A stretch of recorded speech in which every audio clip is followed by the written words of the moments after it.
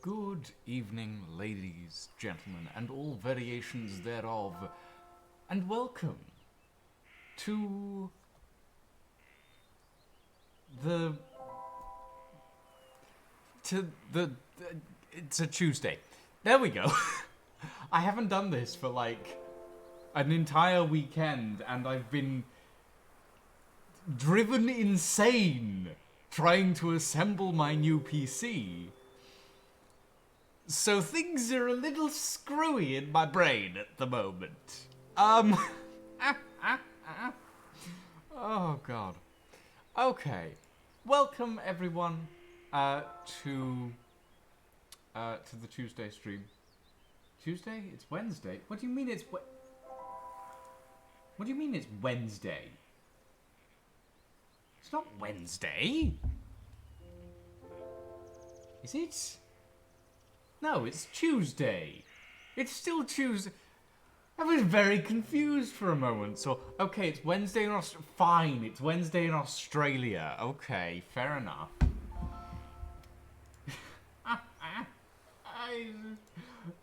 Don't do that to my brain. Don't do that to my brain. I've had enough. I've had enough today. Oh. It'll be Wednesday in an hour and a half here. It's fine. I'm late today, admittedly, but it's fine. Oh boy. Okay. Today we're playing Wytchwood. A game that was gifted to me by Eluka. But before we go ahead with that, let's talk about my new computer. So, we started building my new computer on Friday last week. And at the end of it, we were like, okay, let's boot it up. Let's see what we can do with it. Turns out, we thought we didn't have the right power cable for the CPU. So we thought to ourselves, well, okay, we'll go back, we'll get the right power cable, we'll do all of this, and we'll build it on Monday. Come Monday, we find out that the power cable that we've grabbed is in fact not compatible with the power unit that we have in the PC. So we need to get a different one. But it turns out that the one we originally had is compatible, and actually is also compatible with the motherboard that we have. It's just that the extra 4-pin slot that is on the motherboard is simply for overclocking, and it doesn't tell us that. It says we need an 8-pin and a 4-pin, but no, we actually only need a 4-pin. Anyway, with all of that out of the way, I spent most of this afternoon rushing to put my PC together so that I could stream tonight. Except that I hit a point where I thought everything was plugged in, and it wouldn't start up. And I was thinking to myself, well, that can't be good.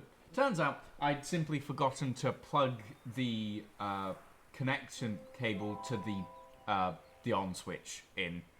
I'd forgotten to do that because I'm an idiot. So it's fine. Everything's working now.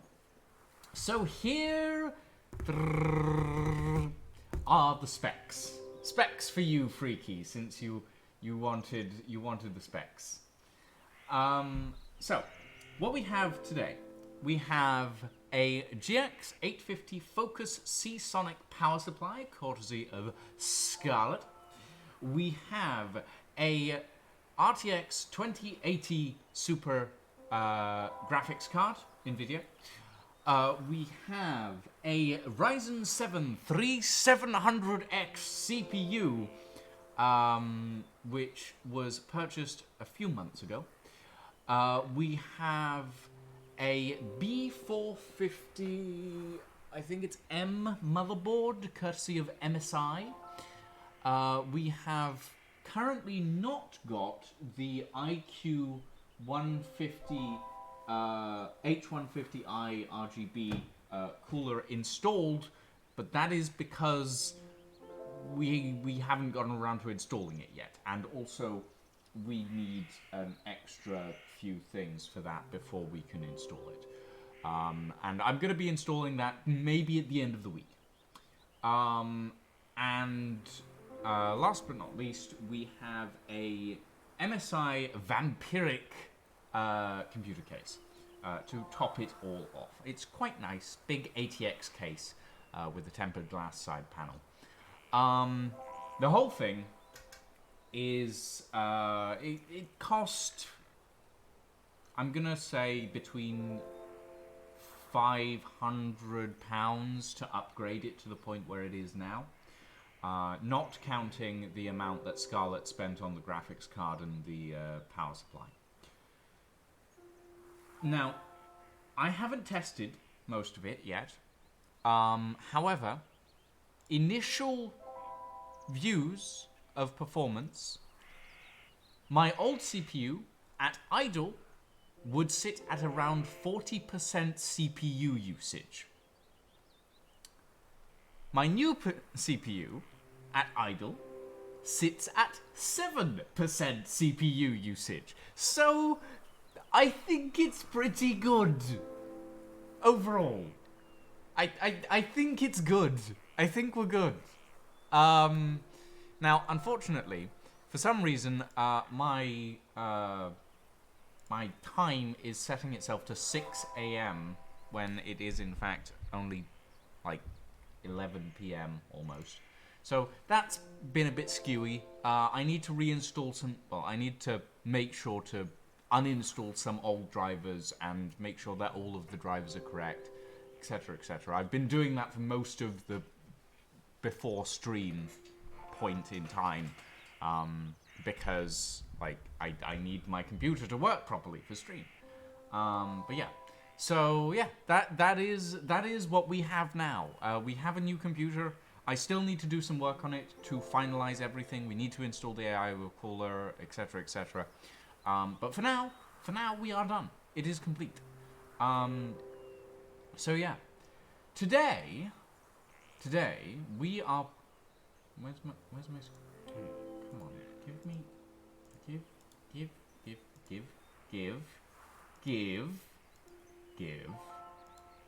There we go.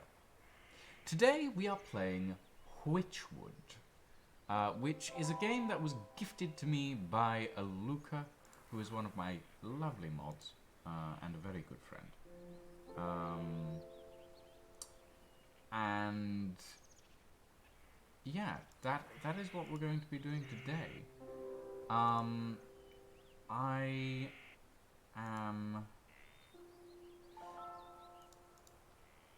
am interested in this game. It seems interesting. And I'm very, very intrigued by what we might find in Wytchwood. So we're gonna jump in.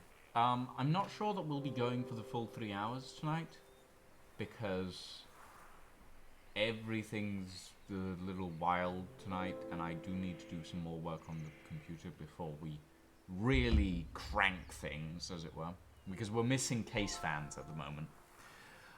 So I have the side panels off to let it cool properly. For now, though, let's jump into a new game.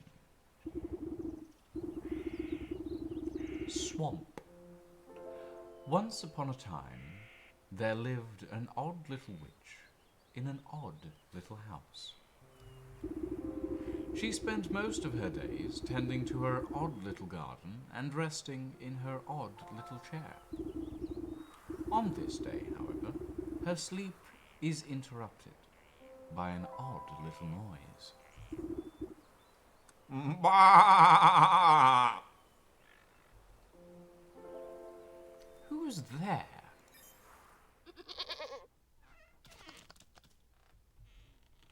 Ah.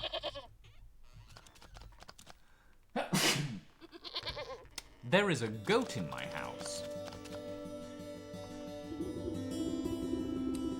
You devil! How dare you wake a young lady from her beauty sleep?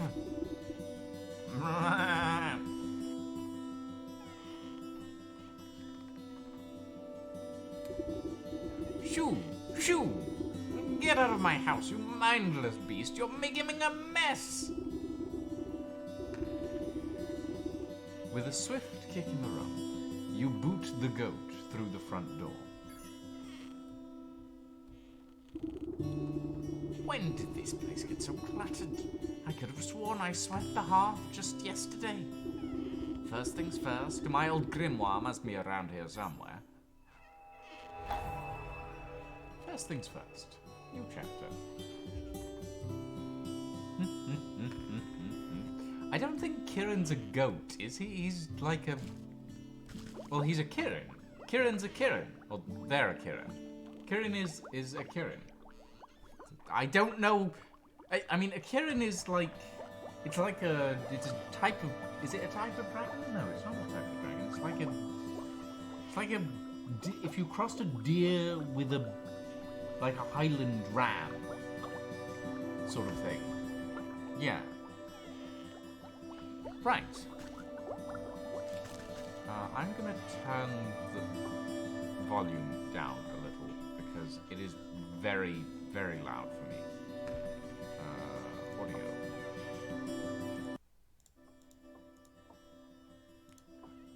%. Okay. Right, find the grimoire. I'm assuming it's this book over here. Aha! Here it is. It's lighter than I recall. Your grimoire contains all of your craftable recipes. You can open it at any time by pressing H. Well, so I'm glad that they've made it so F is interact, but it's also space. You can use space to interact. That's much easier to work with. Open your grimoire. Oh, it is very empty. Huh. Okay.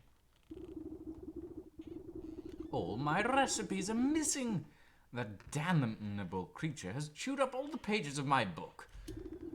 Where's my belt? I'll need it to carry things if I'm to go confront the beast. I must have left it in that trunk over there.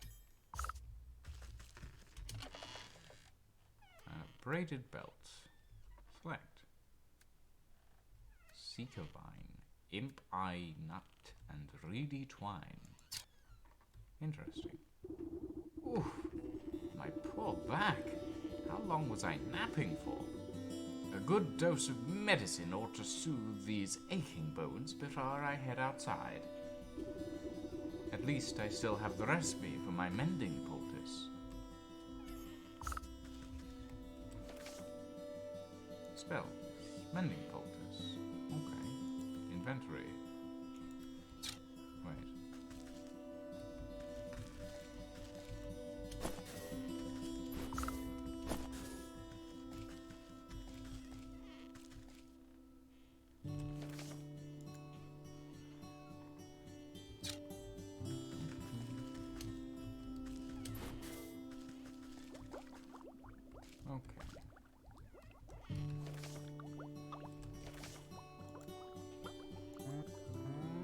Crap.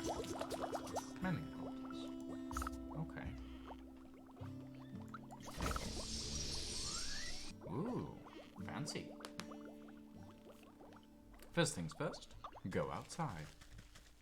I mean, okay, I'm curious, what sort of creature are we that has clawed bird feet and wears a pot on its head?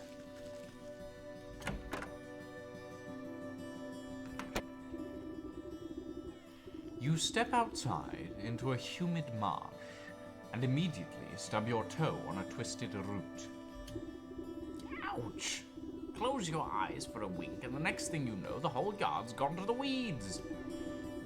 Somewhere in the distance, you can hear braying through the dense bramble. Where'd that cross-eyed Billy get to? He could at least put those gnashers to good use on this lawn.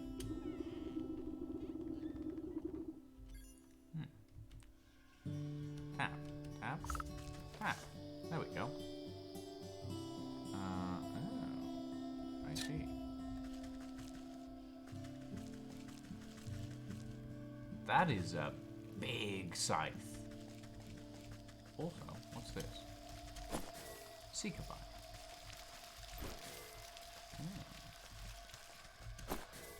Interesting. Ooh, that looks nasty. Okay. There's that billy goat.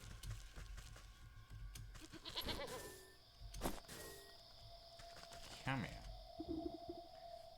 Bah! Is that all you've got to say for yourself? Bah! The goat coughs up a disgusting hairball. Ah, yes. Hello? Hello? Can you hear me now? Apologies. It's been so long since I've used a mortal vessel. Yuck. There's a dirt in his mouth. You all can talk? Of course I can talk. Has your mind become so filled with cobwebs that you've forgotten your old friend? You wound me, madam. It's good to see you up and about. I was beginning to wonder if you'd ever awaken, though I suppose time flows strangely in this place. Anyway, I've come to collect. Do you have the amount we agreed upon? Amount? Amount of what? Oh dear.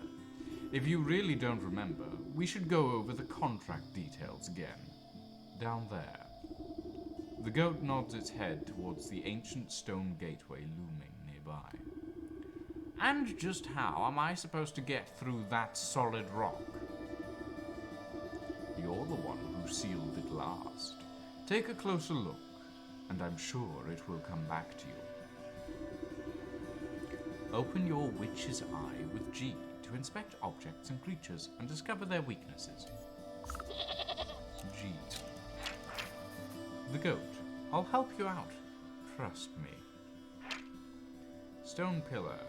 An unusually large standing stone wrapped with enchanted engravings. Unveiling powder. Don't underestimate your senses, my dear. You may be old, but you can see things others cannot. Hidden weaknesses lying below the surface.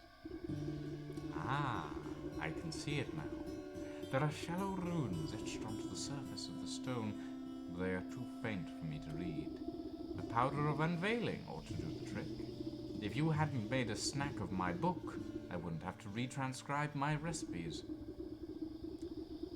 I shall not be held liable for any losses or inconveniences incurred as the result of abyssal possession. By inspecting objects and creatures, you can learn new recipes to craft in your grimoire. Okay.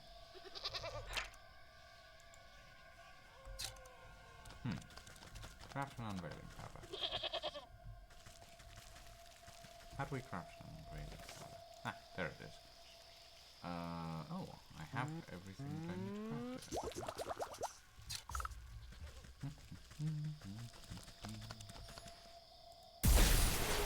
Ba-dum. You smear a handful of the glowing powder onto the runes of the doorway. Granny voice. The devil ate my books! The devil ate my books! Yes. Hiya, Starmate. Welcome to the stream. Oh, is that Charlie? Hi, Charlie. Welcome.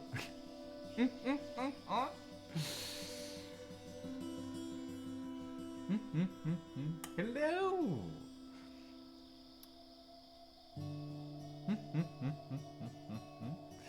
You smear a handful of the glowing powder onto the runes of the doorway. A cool blue light emanates from the glyphs and envelops the entrance in its aura. You squint, attempting to discern the meaning of the letters. They appear to be in some obscure runic alphabet. What gibberish is this? It looks like it was carved by a frightened hen. It must be written in the umbral tongue. Allow me to translate. The goat steps up to the doorway and pauses. Well, what does it say? The goat swings its shaggy head towards you. Dark, matted wool obscures the creature's beady eyes. I cannot see. Unbelievable. What help are you then? I didn't come here to help. I came to collect. Now do something about this mop of hair, would you? Fine, fine. I think I have some rusty old shears down in the garden. Okay. Can we use the scythe? Can I have the scythe? No, I'm not allowed to have the scythe. Fine. Fine.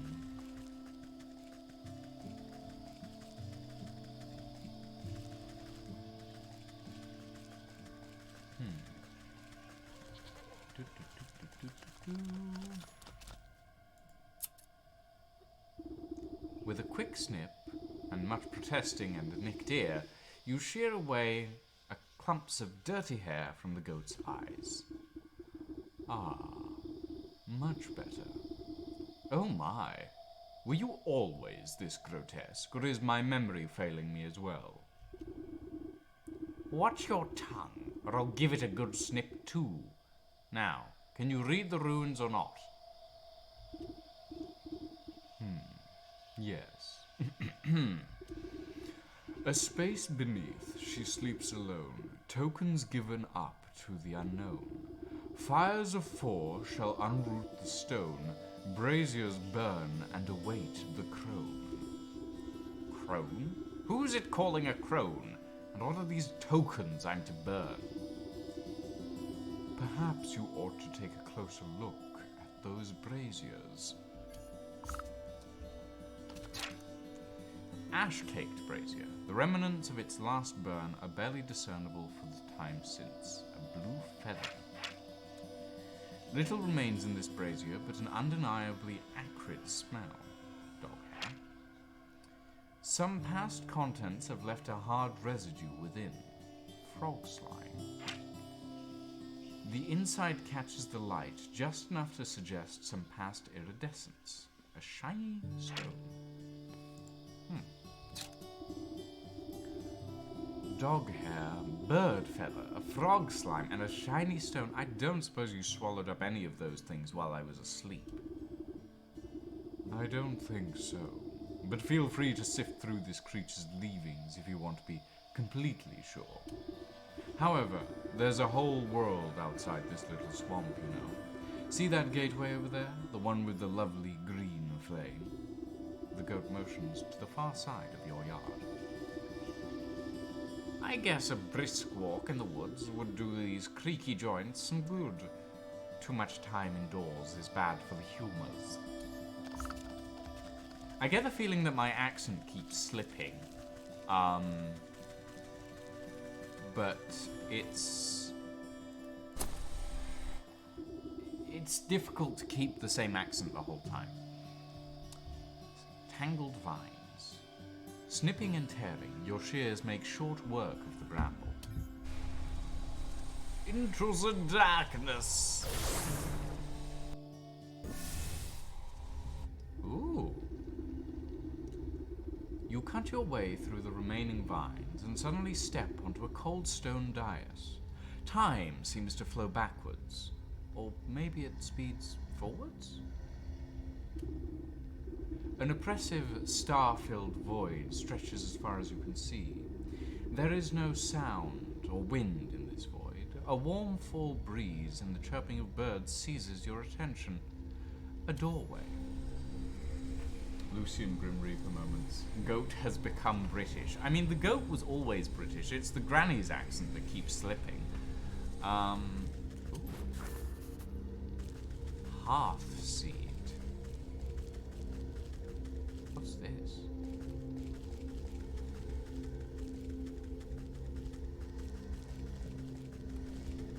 Although, in fairness, you've been watching this from Aluka's perspective, probably, haven't you, Unity?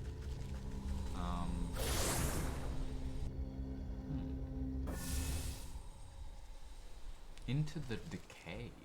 Ooh. A hatchet might break this apart, okay. Give me this. Forest oak. Give me this. There's a twig.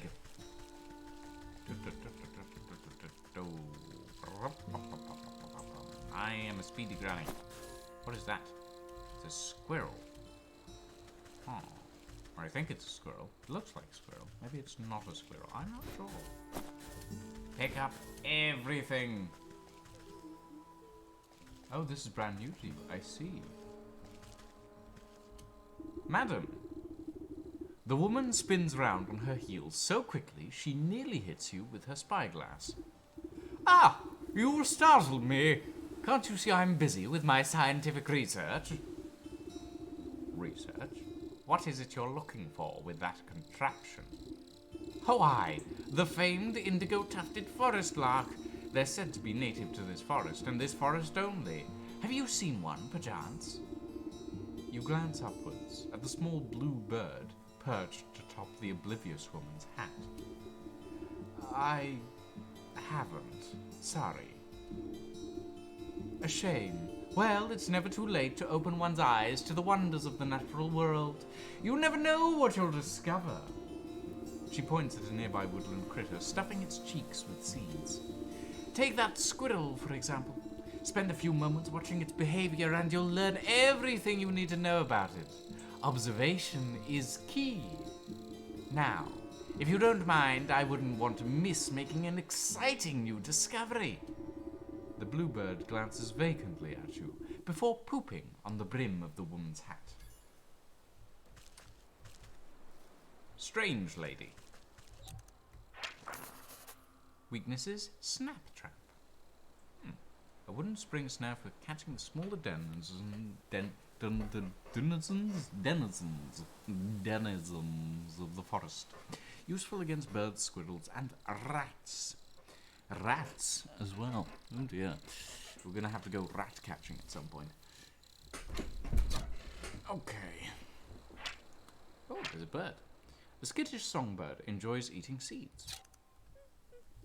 Recipe learned, wicker work, and recipe learned snap trap as well. Okay.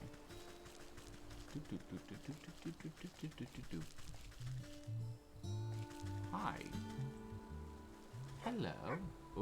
Oh, you don't like me. Okay. Fair enough. Evening, ma'am. Come to check on the pottery. I'm afraid I just fired the kilns up, so there'll be a while still. Pottery? Bah! I was just admiring that fine canine over there. You point to a scraggly-looking mutt patrolling the yard. May I give her a petting? Oh, you can try, but I wouldn't if you value your fingers. She's a touch bitey today, and doesn't much like people going near the ovens. I have a way with animals. Surely I can find something to calm her down. That is a good point. Soporific morsel. So, a warm goblet of animal flesh soaked with sleeping magic. Ah. We're gonna need a snap trap for that, I think. Snap trap requires that.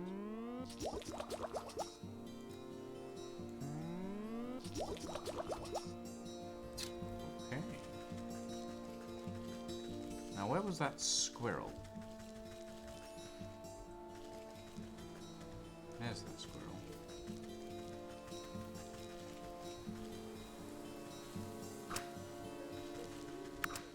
Ah. One.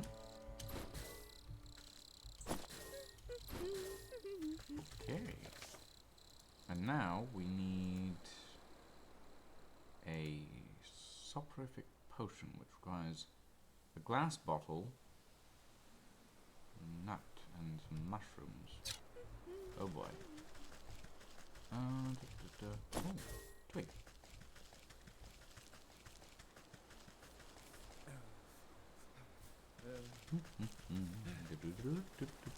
Oh, nut. Imp eye nut. Nutty. Could pick out some coals with the right tool. Woodsman. Aye! You You there, give me a hand, would you? With what? You seem to have everything under control. These stumps aren't going anywhere. My darn useless son was supposed to help me, but he's wandered off again. Probably to go bother frogs and eat bugs or some such nonsense. Anyway, I need help clearing away some of these dead logs. It's late in the season and the wood has started to rot. Just be careful of the purple mushrooms that sometimes grow inside. They'll make you powerful sleepy if you breathe in the spores. As much as I do love poisonous fungi, I'm not much of a lumberjack. Nonsense! Anyone can experience the joys of splitting a fine stump. Here, my boy won't be missing his hatchet. Okay.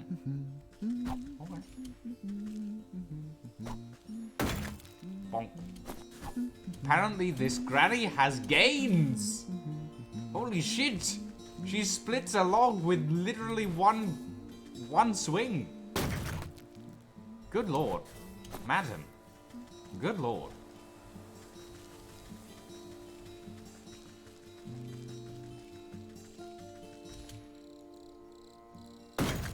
I don't.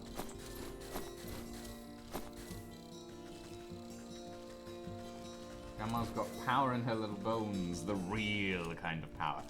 I get the feeling that this woman is very much like, if you guys have ever read Terry Pratchett, this woman is very much a Granny Weatherwax style character.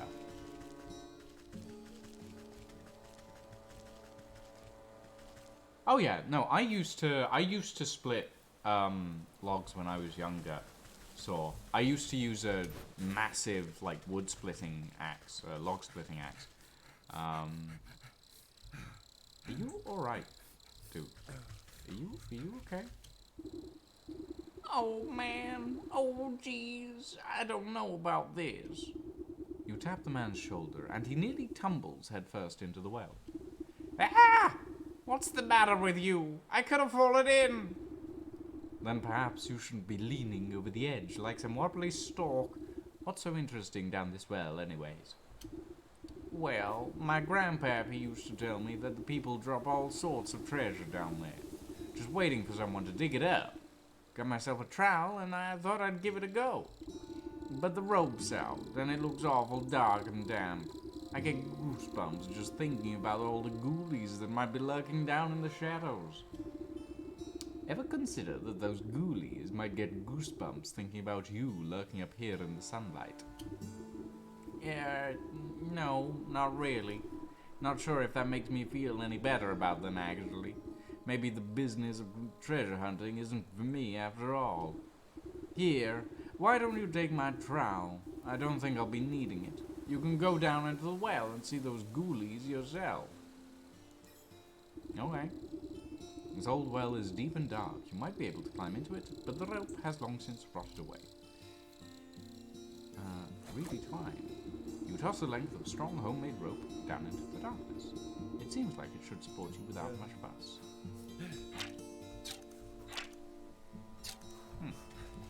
Okay, well, we'll leave that for now.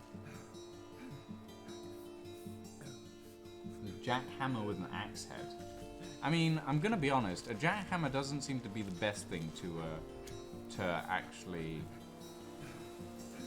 you know, manage log splitting. But who am I to judge?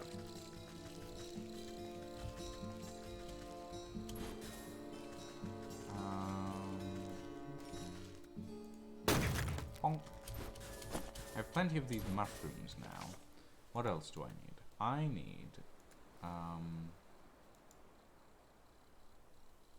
Forest Well, Village Square, Fields. So I need a bottle, essentially. Okay. Where am I? Tab. Light in the darkness. Hair of the dog. An abundance of frogs, but they are slippery. Okay.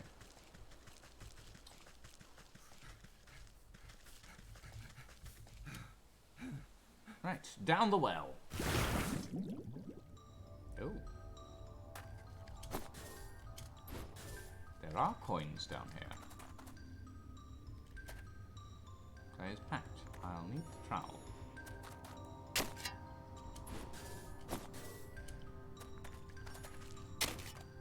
Oh, it's a frog. No, I don't think that young man needs to be particularly terrified of frogs. But who am I to judge?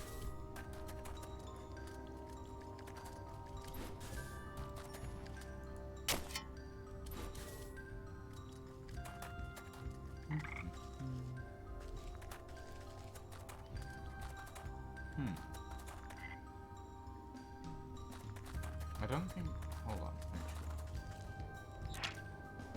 Weakness is catching it. Carefully assembled snare for a creature of a certain size. I don't think I have a catching net in here. No, I don't. Hearth seed. When thrown sharply against the ground, the seed will spirit you back to cozy comforts. Okay, so that's essentially it's a return spell.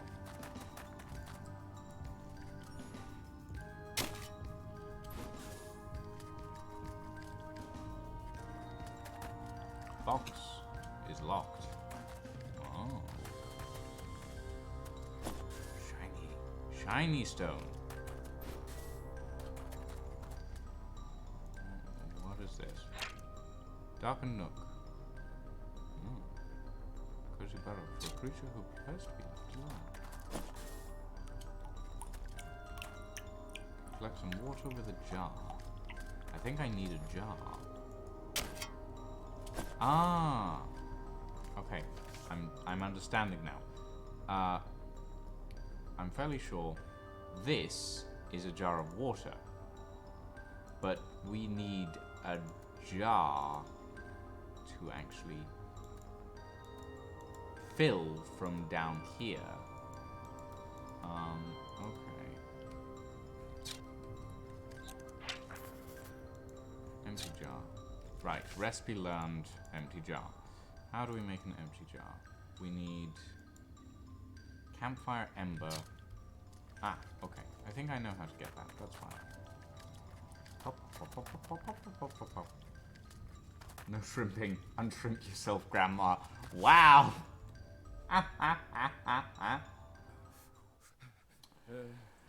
Oh. I will drink some of my tea in a minute. My tea's quite hot. Okay.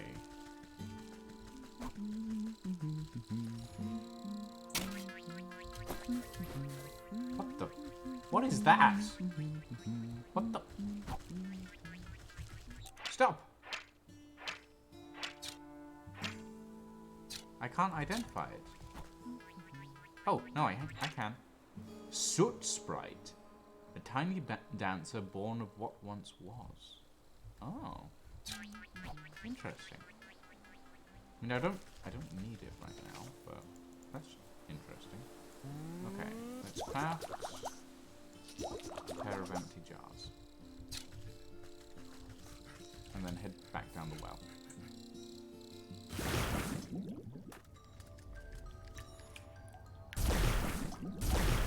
There we go, jar of water. Oh.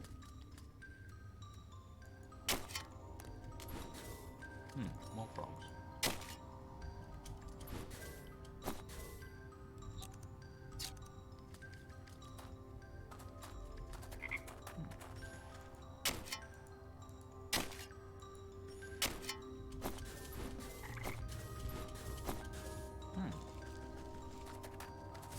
Okay, up we go.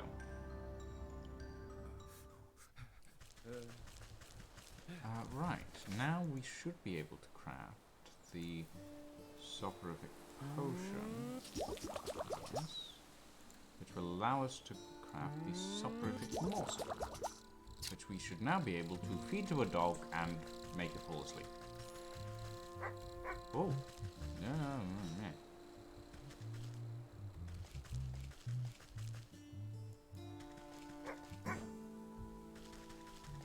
Try that. Yay!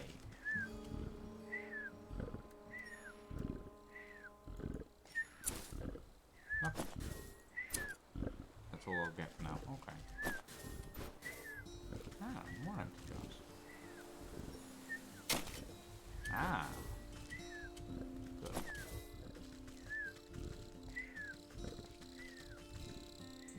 Oh, okay, we can't. Ah, here we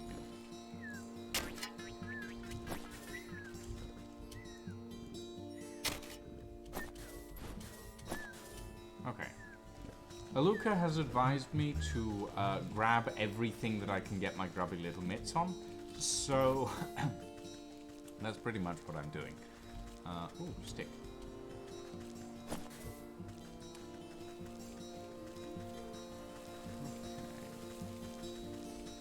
So we have 2 out of 4 so far. We still need a blue feather and frog slime.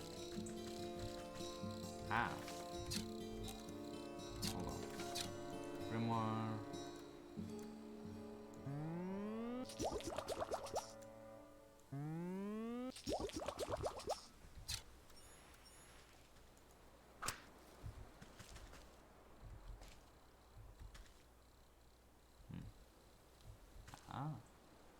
Aha! Got ya. I do find it amusing that the birds literally just pop into bits. Imagine being some poor dog given free meal, falling asleep and waking up with all your pots gone and your hair shorter than it was. Yeah, I mean, you know, it's, yeah. Yeah.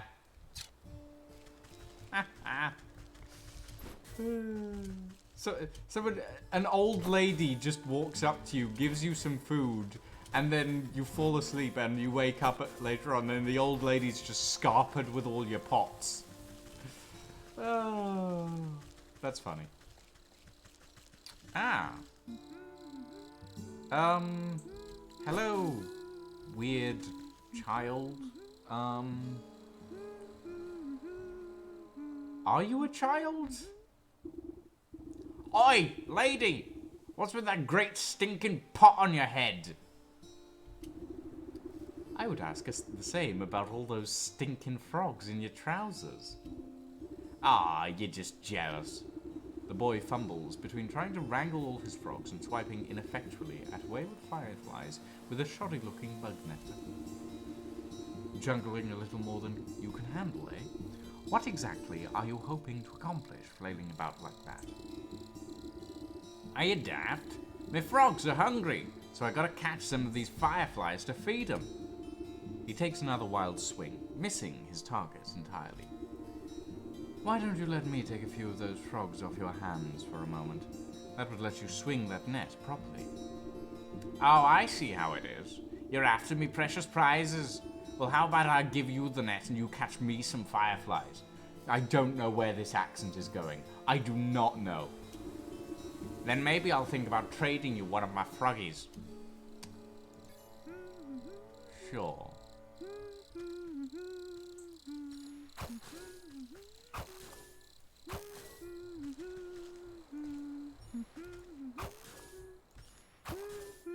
There you go. Well, these hoppers aren't going to stick around with empty bellies. The faster you catch those fireflies, the faster we can eat. I mean, the frogs can eat. The boy shakes the jar, rattling the captured insects like pennies in a piggy bank. Oh, these are nice and juicy. The lads are gonna feast tonight. Now, about our deal. You agreed to trade me one of your pets there. I don't deal? What? I don't remember making no deal. Ah! A frog squirms out of the boy's overalls and plops down by his feet with a wet slap. Dang it, there goes the slippery Pete. He takes a clumsy swipe at the amphibian, but the creature squeezes out of his grasp and bounces into the underbrush. Ah, shucks. I never liked him anyways. If you can catch him, he's all yours. Oh boy. Come here. Aha! Frog slime. Blue feather, shiny stone, and dog hair. That's all I need for those braziers. I should head back home now. Make sure nothing happens to me once I eat it, oblivious. This game has many voices in it, and they all will escape you. Fair enough. I think the only voice that I've managed to keep fairly tight, like, ability on is the goat. And that is it. And that's because the goat is just me, but with a deeper voice. It's this voice. It's the voice of the demon. The demon, deep and dark. Right. Back to the swamp.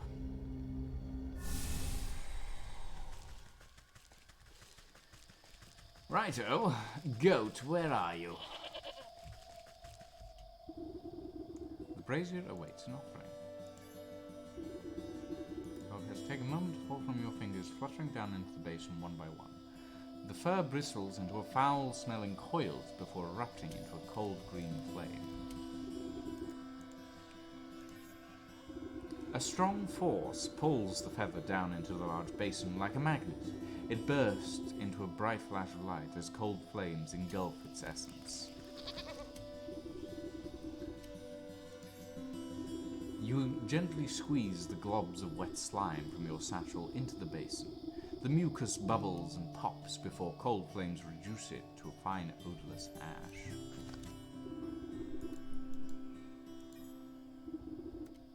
You drop the stone into the basin with a resounding chiming sound.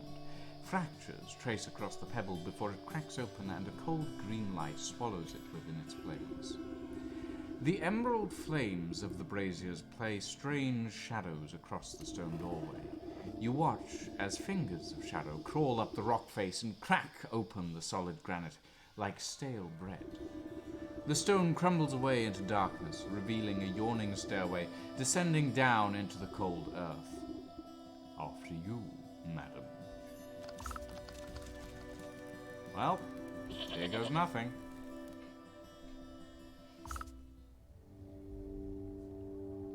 Oh boy. Oh, this place looks fancy.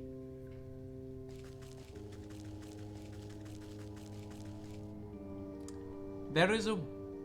I'm sorry, have I just accidentally walked into the plot of Sleeping Beauty? A voice changer could work wonders in this game? Maybe. I have been wanting to, like, get a voice changer for D&D and other stuff, but I don't really know which ones would work, essentially. Also, have I just walked into the plot of Sleeping Beauty? Is that what's happening here? I didn't read the game's description. I wanted to go into this completely blind, in fairness.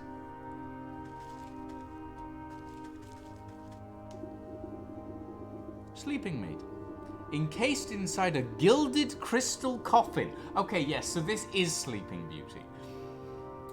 Lies the body of a young woman. Though she sleeps in an enchanted slumber, her ageless features express a deep sadness. The sound of cloven hooves echo against the marble floors as the goat comes to your side. Quite something, isn't she? Do you remember bringing her to me? I brought her to you? Why? Who is she? I haven't the faintest idea. All I know is you brought her lifeless form to my doorstep and begged me to save her soul. Save her from what? And why is she asleep? Why, from the 12 wicked souls whom you said wronged her in life. Villains who deceived her, cheated her, and broke her spirit. And as we agreed, here she will sleep until our contract is fulfilled. Until you bring me those 12 wicked souls. What? I remember no such contract. Our pact is binding, regardless of what you do or do not remember. At the goat's words, you feel something hard and dark locked away in the depths of your heart. It speaks the truth.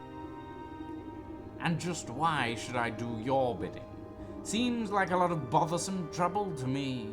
What do I care about some sleeping beauty? Bring me the 12 souls, and I will release the sleeping maiden from her slumber. Our agreement will be fulfilled. Who knows? In time, you may even remember why you brought her to me in the first place. Or you can simply return to the comfort of your little hovel, where you will waste away until the weeds grow so thick that not even your shears will be able to cut you free, and your mind will stay as empty as that grimoire of yours. But it is a big decision to make so hastily.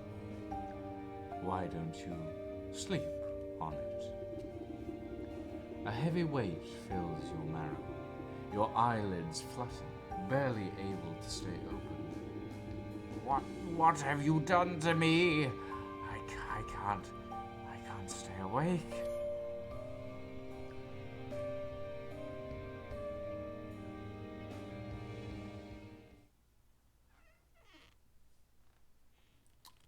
Well, that was a thing.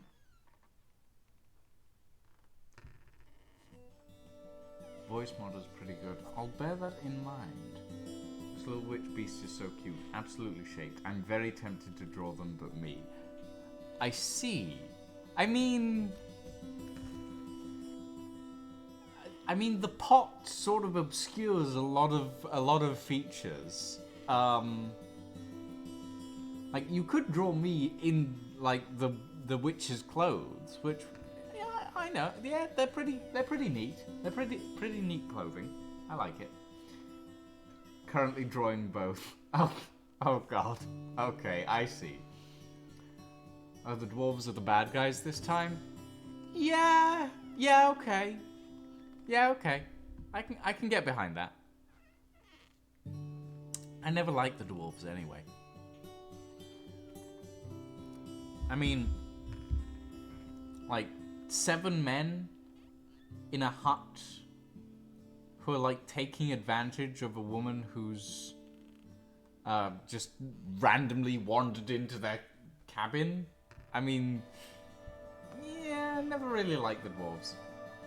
Yeah, there are only 7 dwarves, and there are 12 dark souls in this. Dark souls, oh god.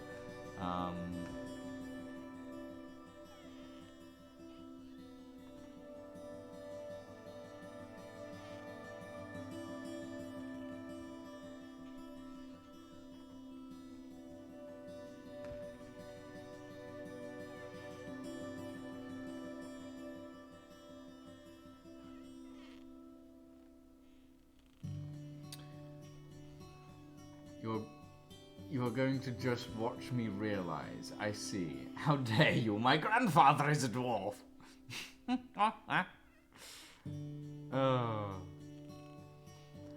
I'm actually really interested in the plot of this. I'm gonna be honest. We may play this more. We may play this quite a bit actually, because I'm very interested in what the plot is giving me. It's feeding me information. It's given me a semi-antagonist that is a goat, but also the devil possessing a goat. And I'm like, yes, this is good. I like this. I like this a lot.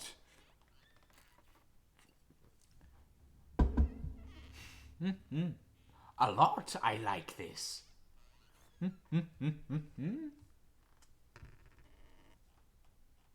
So Lucian is having his own turn at becoming the witch in the woods. Apparently this is just... This is my lying verse. This is just gonna become part of my Lucian verse. I am the witch in the woods wearing a pot on their head. I'm an old crone.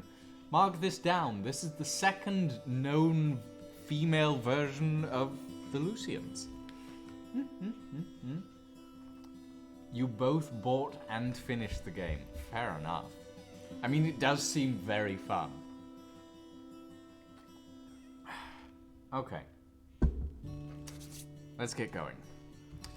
What have we got on the journal? That quest quest's been completed.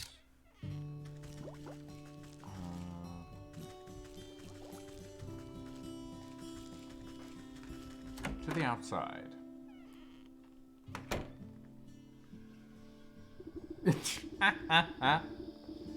Good morning. I trust you've made up your mind. Will you collect the souls I've asked for? Or would you prefer to stay stuck in this festering swamp?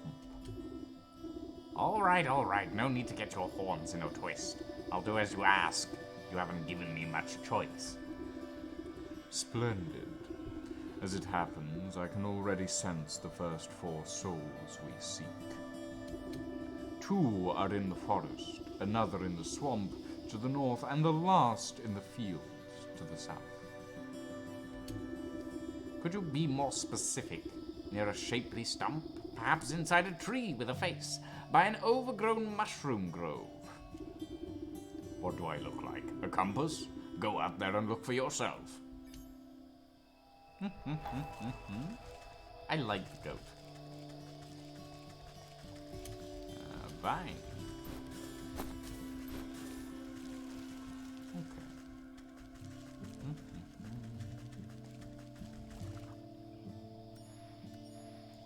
Okay.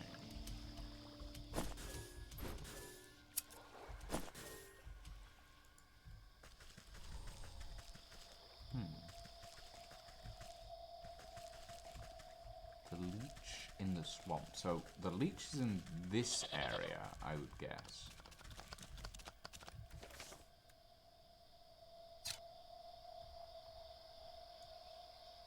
Or it says it's in the swamp anyway, so...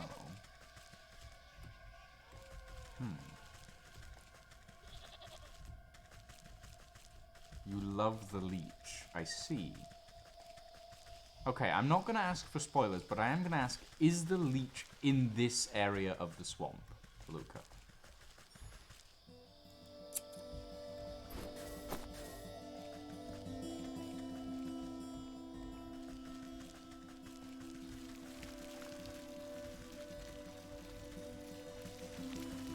You don't have to tell me where it is, I just want to know if it's in this area.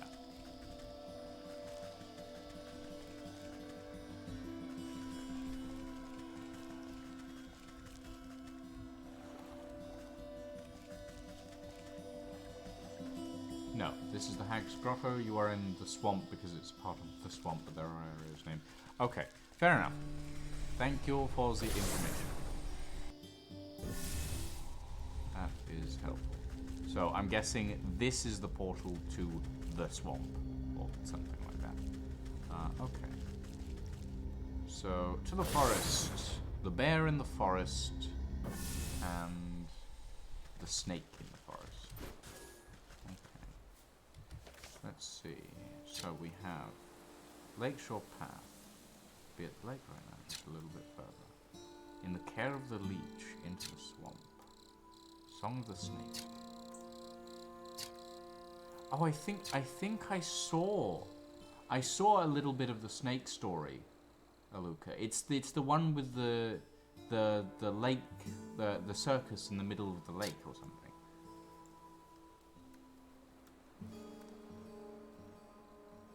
Ah, okay. Okay, well let's go for the leech first. Since you seem to like the leech, Aluka. Lakeshore Path.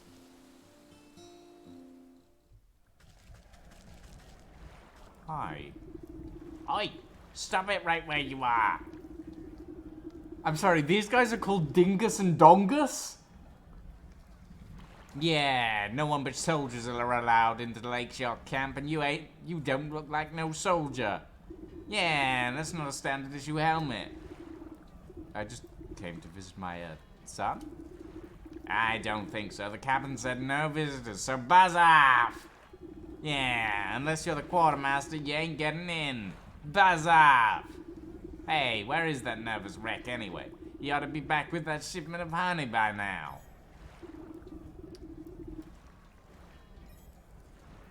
Interesting. New chapter, the bear. Dingus and Dongus. I, I got nothing. I got nothing. That's, yeah, that's something, alright. What are you? Ah! Okay, no, you're angry. Don't like you. Okay, hold on. Sleeping Maiden, the bear.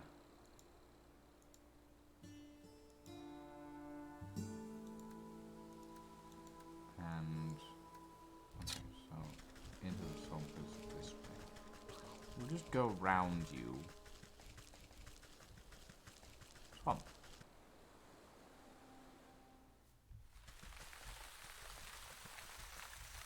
Ew. Well, this place looks pleasant. Hello. Old woman. Who's there? My eyes have gotten milky. Please, come a little closer, sister. I don't believe we've met before. Why do you call me sister? I don't need sight to see someone who's also signed a dark contract. The woman looks blindly through you, though you can sense her focus. Contract? So you've had dealings with that damnable goat too? What sort of pact did he rope you into? Oh, you know how it is. I was young, and he weren't no goat when I knew him. We used to dance naked under the blood moon and raise the dead to frighten dull country folk. Ah, but it's ancient history now. Old age comes for us all, and eventually you got to hang up the sacrificial dagger and settle down into the comforts of retirement. I know the feeling. I miss my cozy chair and little fireplace. Seems like a fine spot you've got here. Well, it's not all posies and pumpernickel. She clutches worriedly at the moth-eaten blanket in her lap. What's rattled your bones? Maybe I can help. It's my dear old husband. Handsome chap, although a bit clumsy. He had a tumble trying to weed out some swamp traps from the yard. Awful things like to snap at your toes when you're not looking. Anyways, he twisted his ankle pretty bad and went off to the sick house to have it looked at.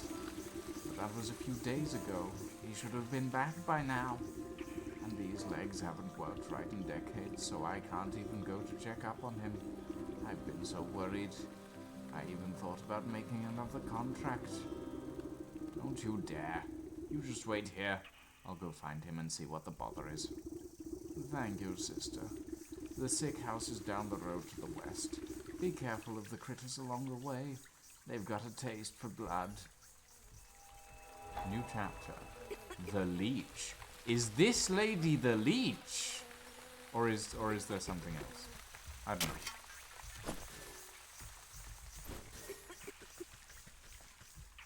Come here. Come here.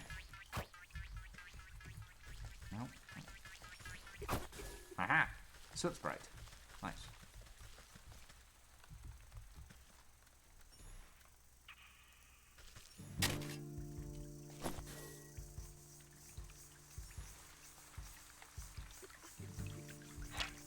Snow doesn't care for rushing about. Oh. And I think I just squished it. Okay, well.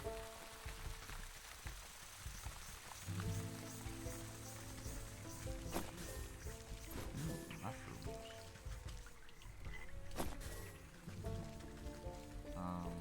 Hold on.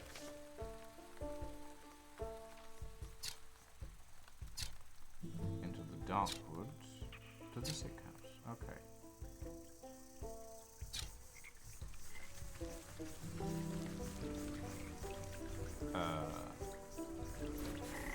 Embalming salts.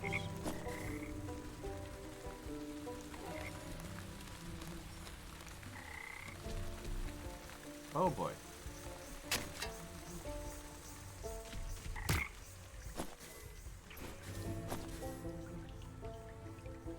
Break the hand flow, so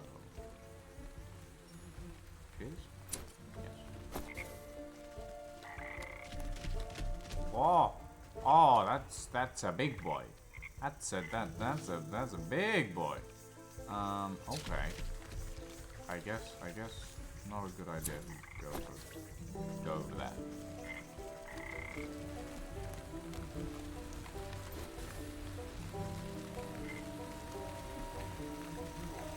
Right. Oh.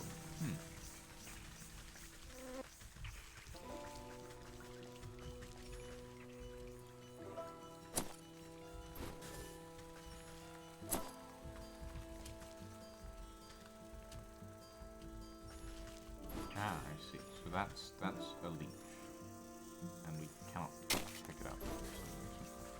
Okay.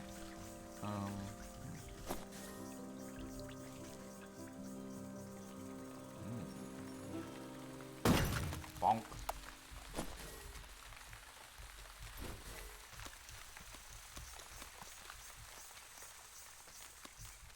Poisonous or have to use bait. Okay, I see. What is this? A place of power, but to what end? Adorned obelisk. Rooted obelisk. Huh. Okay. Interesting. Bloodsucker. Weakness, spirit salts. Poisonous newt. Weakness, bait stick. Okay, I can probably make a bait stick. Now that I think about it. Can I make...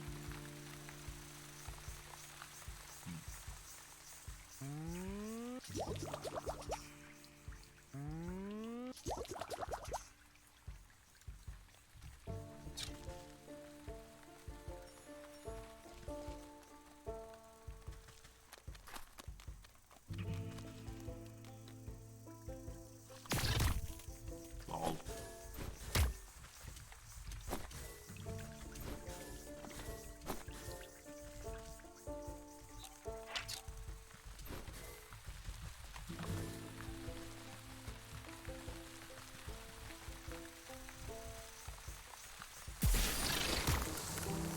Ah, nice. Oh, that's literally just a way to get blood. I see.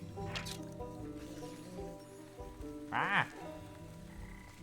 Weird blood-sucking mosquito thing. Okay. Don't like that. Interesting. Thank you, Saul. I will look at that. I will look at that indeed. Ah!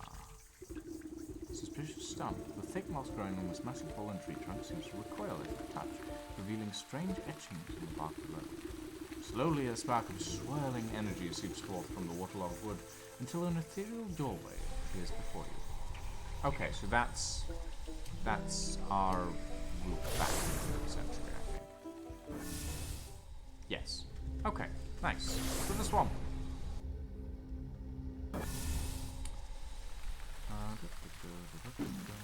Ah! What are you? I don't like you. Weird thing.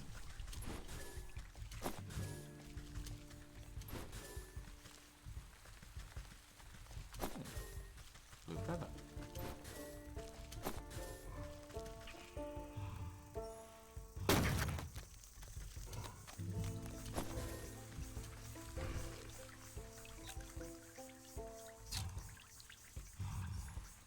Okay, that's... I don't think I need to go over there yet. Am I even going the right direction? To the sick house. Yes, I think. No, wait. Ah! Why is there a weird scarecrow? It is a scarecrow, right?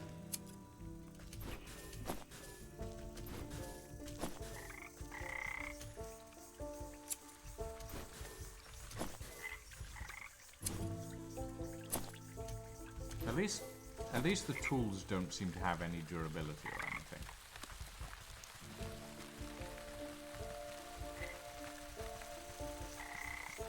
To the sick house.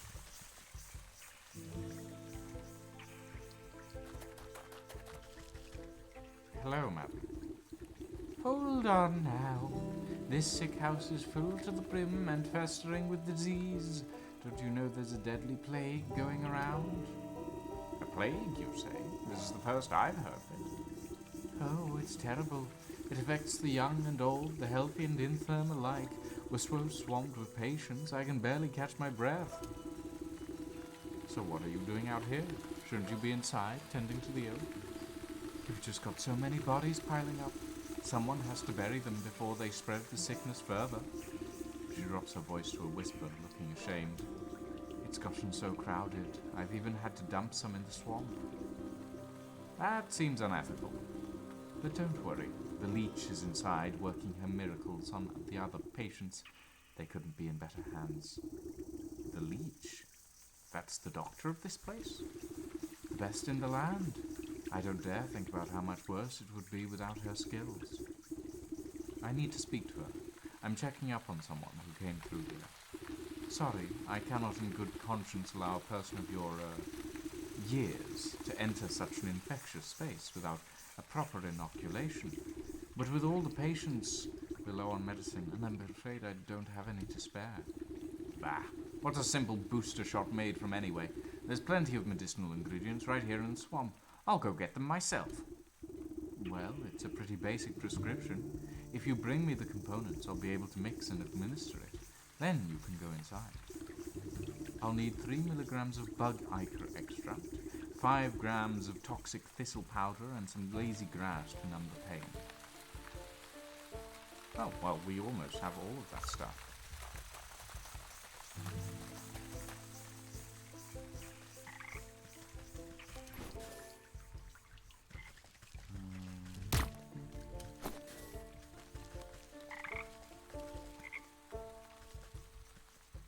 Lazy grass.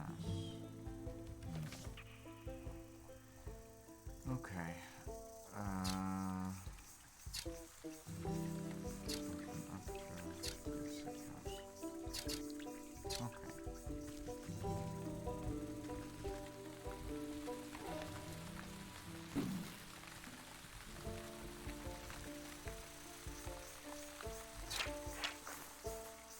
Skeeter, dark swamp is full of them. Have blood of anything they can catch up to. Smoke pellet, August handshake.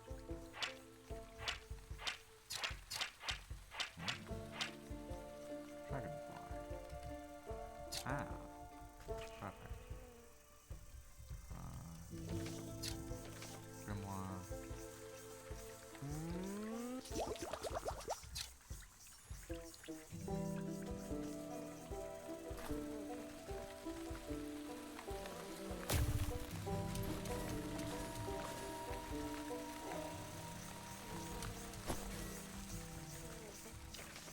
Got enough bug ichor. And we should have enough toxic thistle.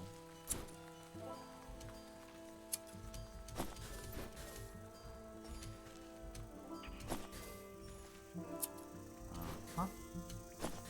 Okay.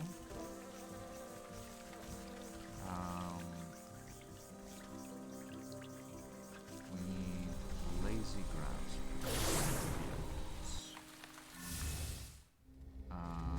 And the fields is through the forest, I think.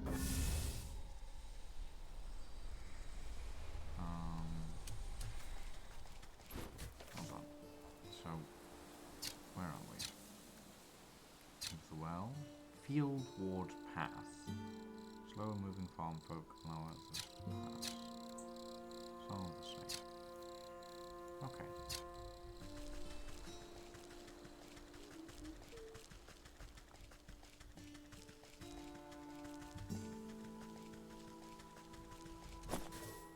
No.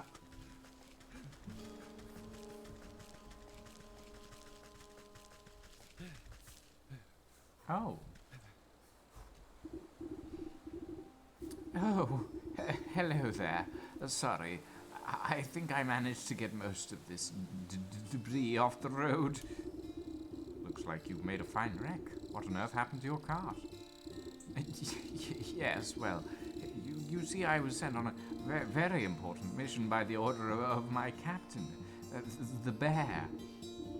The bear, you say? What sort of mission? It's my job to make sure that the lakeshore camp is well stocked with provisions, but most importantly, a steady supply of honey for the bear's favorite mead. I was just on my way back from the apiary with a cartful when a deer or something darted out of nowhere, jostled my poor mule so bad that she broke her bridle and ran off. My own heart nearly leapt out of my ribcage. Piled the darn cart right into the ditch, she did. Now every barrel is smashed, and I can't bring myself to report back empty-handed. The bear will have my guts for garters, I'm sure of it. This bear sounds like quite a brute. Oh, you don't know the half of it. If he doesn't get his honey mead, heads will roll. Maybe you could lend me a hand. I can't very well put this broken cart back together. No, nothing like that. But could you take a message to the sergeant of the Lakeshore camp? He's a reasonable fellow. Let him know what happened, and maybe he can get me out of this bind. You can get to the Lakeshore camp if you follow the road northwest of here. I need to stay with the cart and assess the damages. Oh, dear.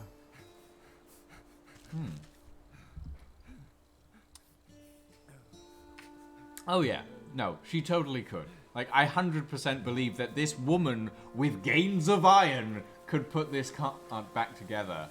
I find it funny.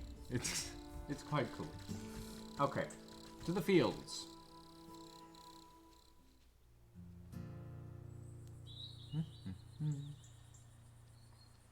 Collect lazy grass from the fields.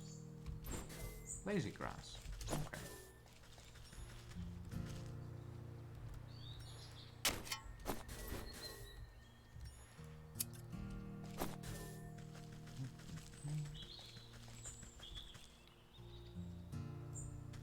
No, I like to think that she actually just like, wow. Huh. I like to think that she actually just has like biceps of steel under that like little old lady exterior. That she just like, she was a bodybuilder when she was younger, and she's like if anyone has watched Hoodwinked, she's like the granny from Hoodwinked, essentially. That's what I want to believe.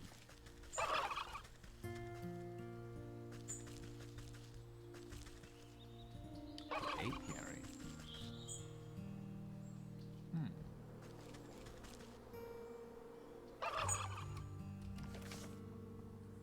Okay, let's see. So, the labors of the ox in the field of strange font, unusual hay bale. Ooh.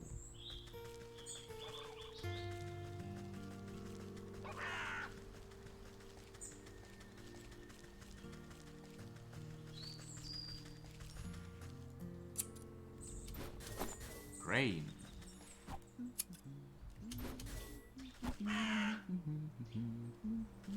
Weird. Right, where? Further down. Ah. Hello, you must be the portal. Upon closer Upon closer inspection, this mountain of hay appears to have been deliberately woven into an intricate wickerwork structure. You carefully pluck a single piece of straw from its center, and the whole bundle begins to swirl and unravel until a gaping vortex opens before you. A shadow gray. Nice. To the fields. Hurrah. Back to the swamp. We must give this nurse lady her lazy grass and other stuff. Hello, weird wickerwork man thing. I don't know what those things are, to be honest.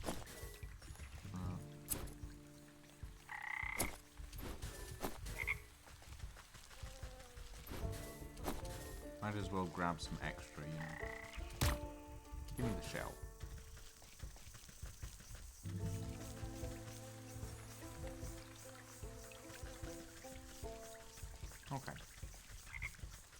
To the sick house. Madam Nurse with green skin. Yep. Bug ichor. Sloshing jar of ichor in the nurse's hands. She inspects it suspiciously, but doesn't ask where it came from. Toxic thistle. You snap off a few spiny thistles and pass them to the nurse. She is careful not to prick herself on the sharp ends. And lazy grass. The nurse takes the dried grasses you have been so careful to keep intact and immediately crushes them into powder. It's funny. The nurse nods at you, gathering all the ingredients into a small hand-sized mortar. You hold your breath as she mashes everything into a slimy, stinky liquid. Not the most pleasant stuff, but I can assure you it beats growing lumps where no lumps should be. Speak for yourself.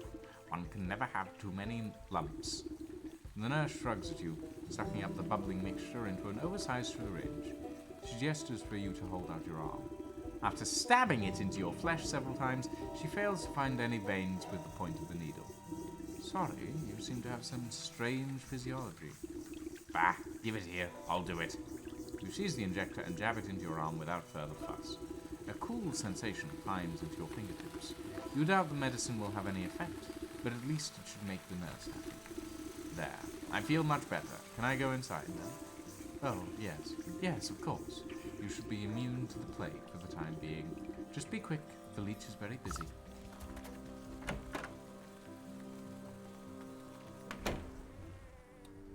Oh.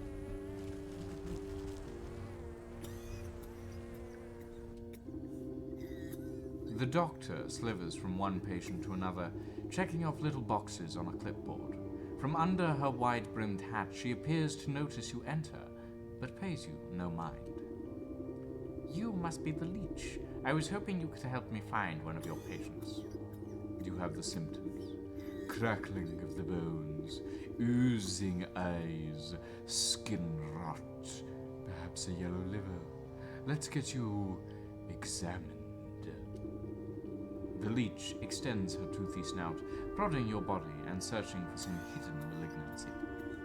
You slap her away with a swift palm. If it's sickness you're looking for, you won't find it on me. My dear, we are all sick with something. Whether it's a broken heart or a broken arm, we all suffer in one way or another. You peer through her tightly wrapped garments and see a deep darkness underneath. Despite the warmth in her words, there is a sense of hunger and urgency in her tone. I am here to heal, to mend, to put all of your troubles at ease. Now tell me, what ails you? I told you already I'm in perfect health. I'm here to find someone. A man who came through here with a sprained ankle. Half the patients who come to me have a twisted this or a broken that, before the pox sets in, that is. Can you be more specific? What does he look like? Oh, I'm not sure. Well, then how do you expect me to help you? Come back to me when you know who you're looking for. You look about the sick house at the coughing, wheezing, bedridden souls. Perhaps some of them will be able to identify the missing husband.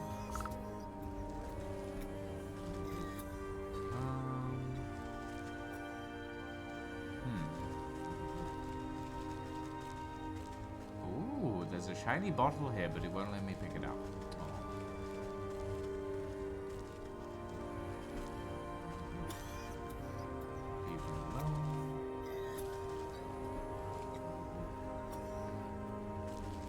That man with the beard.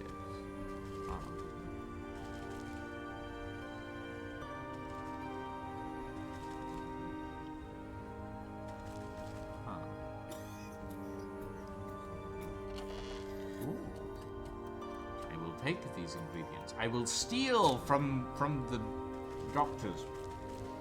I get the feeling that this person is not helping these people. fellow with dark eyes, dark hair. The beardy guy you're looking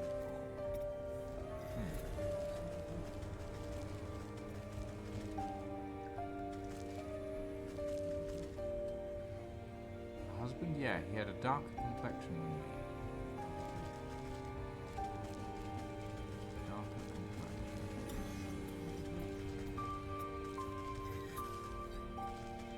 Him? Moving on.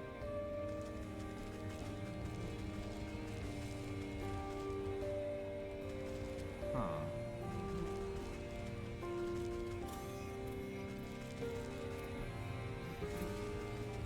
Deduce a description from the husband from the silver. So he had a darker complexion.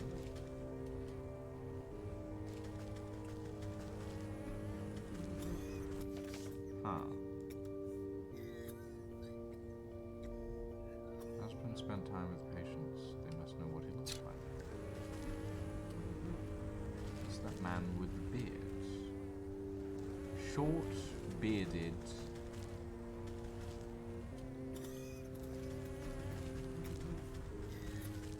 And apparently with a darker complexion.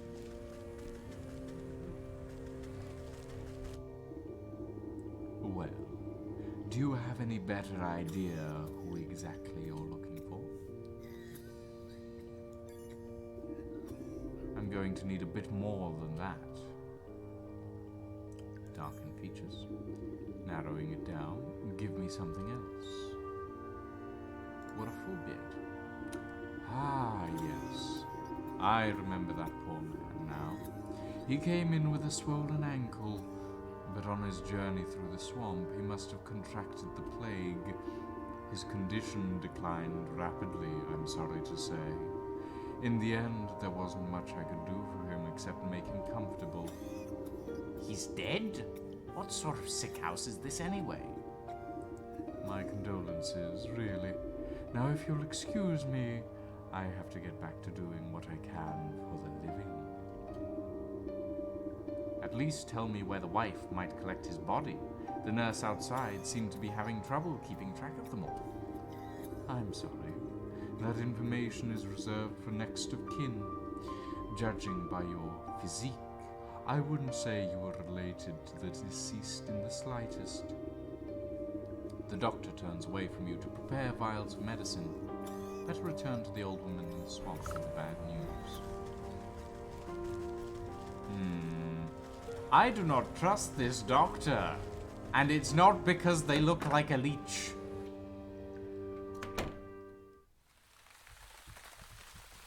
Hi, Wither. The aesthetics of this game is top-notch. I agree. Well, no, it's not the fact that they're called wicked souls, because, like, the devil would use many turns of phrase to convince you to take someone's soul. Probably. I think it's the way that they're written that is especially concerning to me. It's like they've actively been written to sound like they're trying to hide something, and I think that's cool.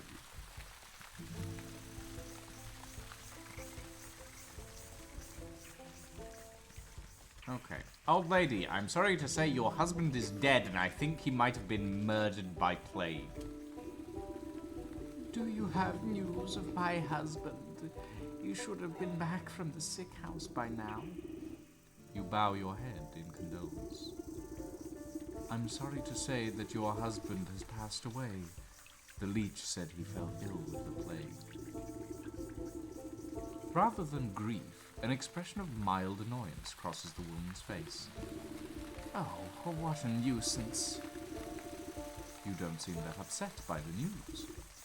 Well, he was getting on in years. It was bound to happen sooner or later. I just didn't think it would be from some measly plague of all things.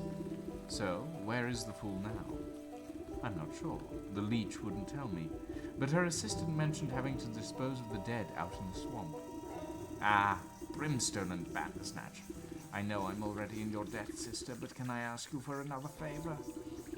I suppose I've already stuck my foot in this mess. What is it? There's an old circle of power just west of here. It served me well in my younger years, and I suspect it's still got some juice left. I need you to dust it off and fire it up again. I'd go do it myself, but by the time I get there, my poor husband's body would already be reduced to worm farts. What am I to do with this circle? You're a knowledgeable lass. The engravings on the obelisks should explain the rest. Okay. Interesting.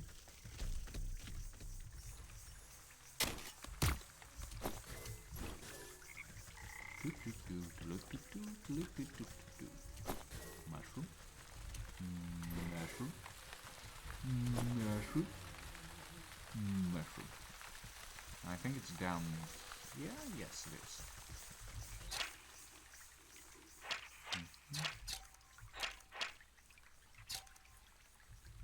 Ah. Ow. Ah, I see. Okay. So we actively need the smoke to knock it out. I need some healing poultices. Thankfully, I have a decent amount of stuff. Heal. Ooh. Okay, can I make a smoke? No, I need frog slime. Okay. I saw some frogs around here somewhere, didn't I? Go away.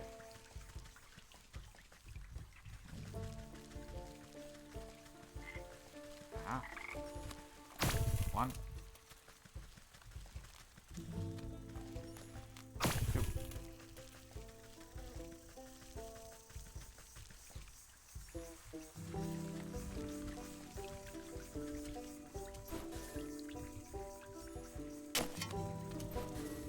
Ah. Right. Grimoire.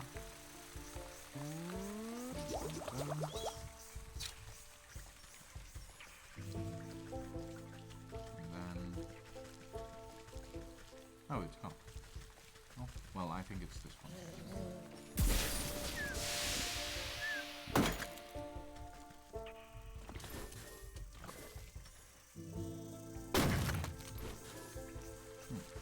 Okay.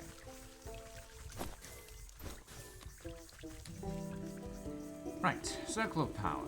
You brush off a blanket of thick moss and lichen from the ancient magical pattern carved into the earth. The essence of power wakes at your touch, bringing slight warmth to your fingertips.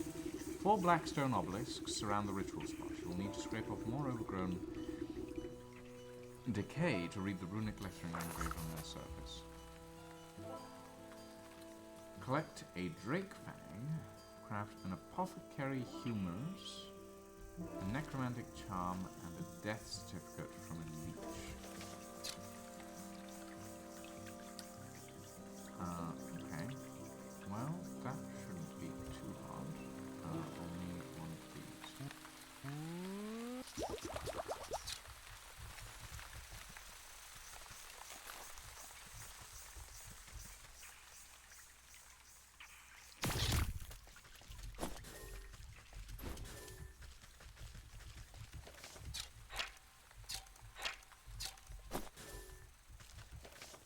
Was that everything I needed for it? Oh, I didn't get any bug management. Okay. Hold on.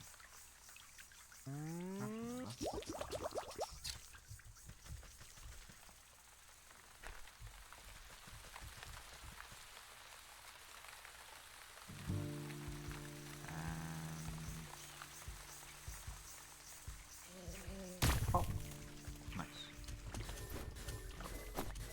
Right.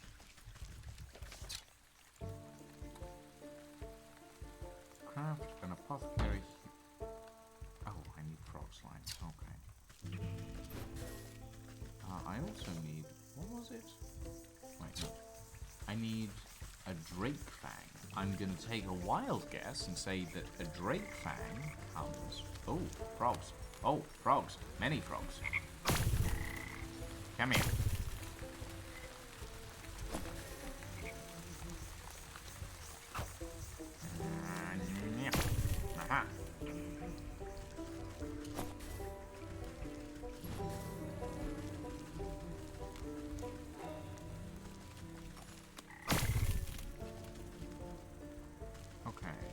I'm guessing this is what?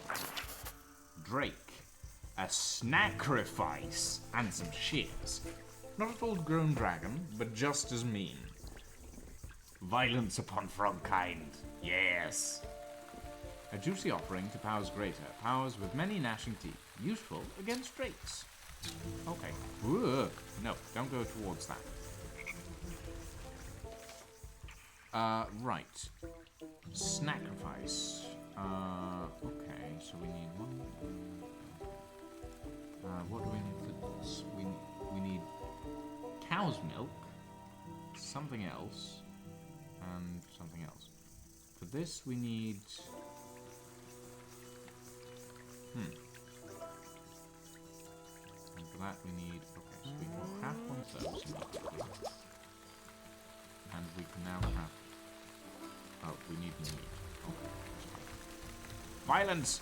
Violence against frog kind. There we go. Yeah, the frogs knew what they were getting. Ooh, another one. As many frogs as can be obtained will be obtained. Okay. So I need meat. Meat. Which means I need to go kill a squirrel properly.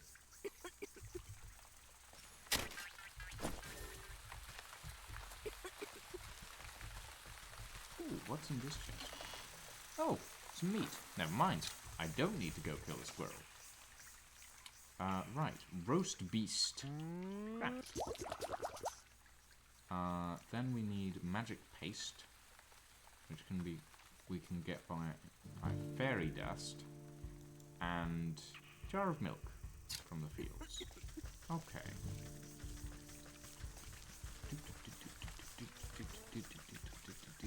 We're done. I think I know where to get some fairy dust, which is good. Ah, go away.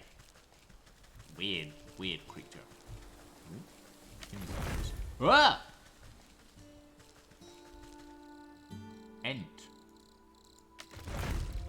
Oh, okay. It's not happy. Dryad. This tree seems particularly angry about something. Maybe everything.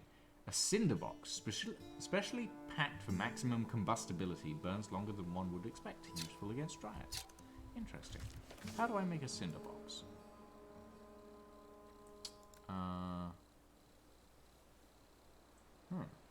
Fireflies. Okay. Necromantic charm. Which requires a pumpkin jack bone. Okay, so I will need to go to the fields at some point. Sliver! Sliver rating with a party of 6. Hello, everyone. I'm essentially playing Granny Weatherwax at this point. That is that's as far as I understand this, to be honest. I'm an old lady with a pot on her head who's, hold on. Fairy. The most delicate of creatures vanishes in a cloud of dust when caught. Hi.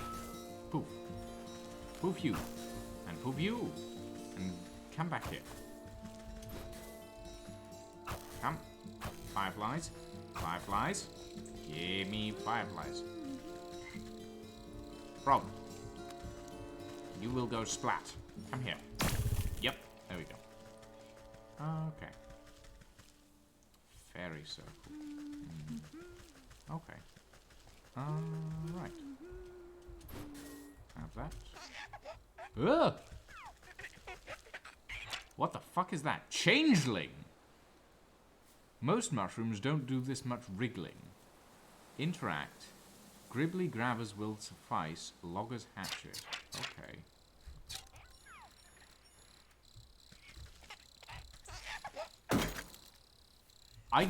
I think I just killed a child.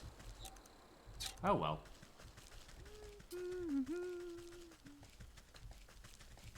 I'm fairly sure I just killed a child there. Oh well. Okay. Bonk. It's not like the child was doing anything. I don't think.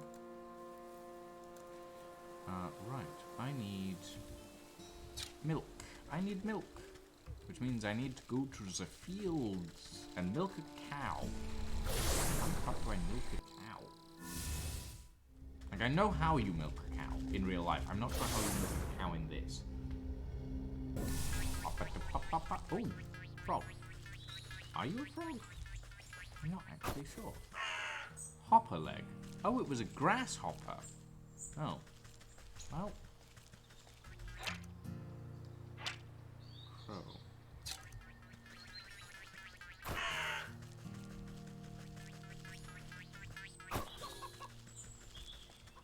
Chickens. What the? Bandits? Okay. Fair enough.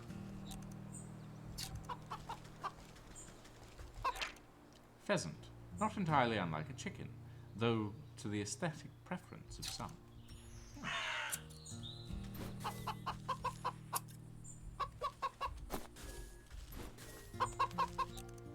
There's a boat over there. Why is there a boat over there? How goes the new machine? We had a few troubles setting it up, but it's actually going pretty well. Unlike before, where my CPU used to idle at 40%, this one actually works quite well. Come back here. I killed another child.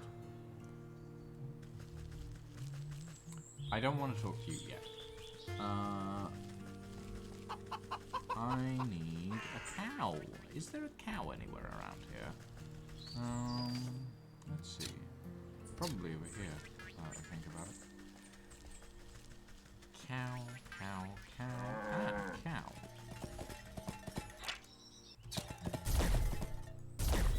Two jars of milk will help us make some magic paste.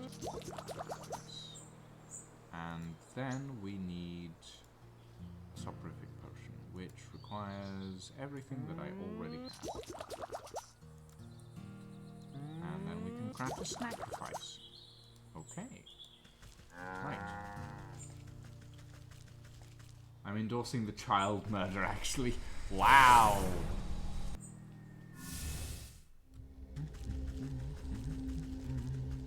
Right. Time to go steal a dragon's tooth. This is why we made the sacrifice, so that we could steal dragon's teeth. Okay. Let's put this here. Oh god.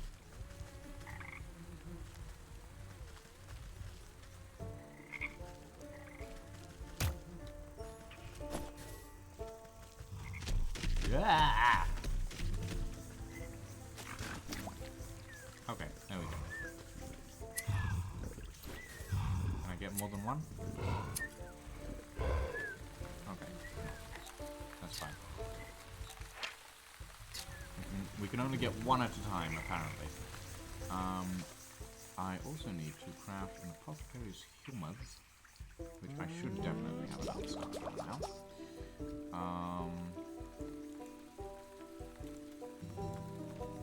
Let's see. Craft a necromantic charm. Okay, so we're essentially bringing her husband back from the dead. I need wickerwork, which is simple enough. I should probably craft two of these. I'm going to need a pumpkin jack bone and blood. Blood. How do I get blood? What's the easiest way to get blood? Blood.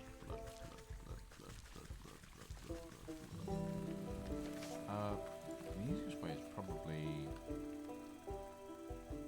smoke pellet.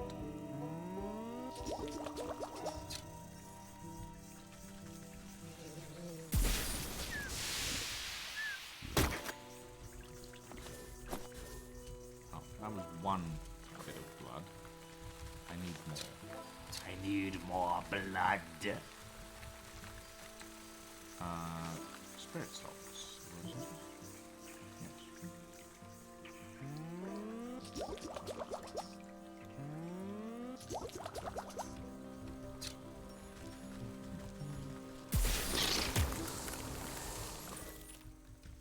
Practically bags of blood. That's what leeches are.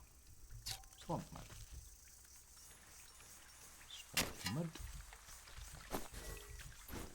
Embalming salts. Okay. That means we should now have enough for necromantic charm. Now we need a pumpkin jack bone. And lastly, we need a death certificate from the leech.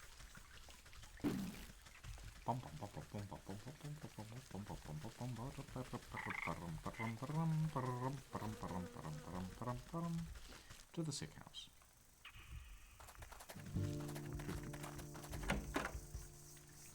Leech, give me your death certificate. The shadowy doctor prowls amongst the cots, eyeing the weakest patients with a dark hunger. She snaps a quivering tentacle at you as you approach. Not a step closer. Who knows what sort of disgusting maladies you might be carrying? Yes, I'm a pox-ridden wench, I know, but I need a death certificate from you. Specifically of the short-bearded man we spoke about. His wife is in no condition to roll her chair through the swamp, so she asked me to collect it for her. I don't simply give out death certificates to anyone claiming to be someone's aunt, grandmother, or friend. This is a legitimate operation. She turns her back to you and rummages through a nearby medicinal closet. Now where has that serum got to? Don't tell me we're already out. What's the matter? Out of stock? It's a shame you don't have the time to go out yourself. She tenses at your continued presence. What are you getting at? Medicine for that death certificate. I think that's a fair trade, don't you? You would barter when people's lives are on the line? Fine. You'll have your paperwork, you filthy degenerate. Clearly too angry to speak with you, she shoves a list of required medicinal supplies into your hands. Skeeter snout, dragonfly wing, mending pot. I can just make that right now.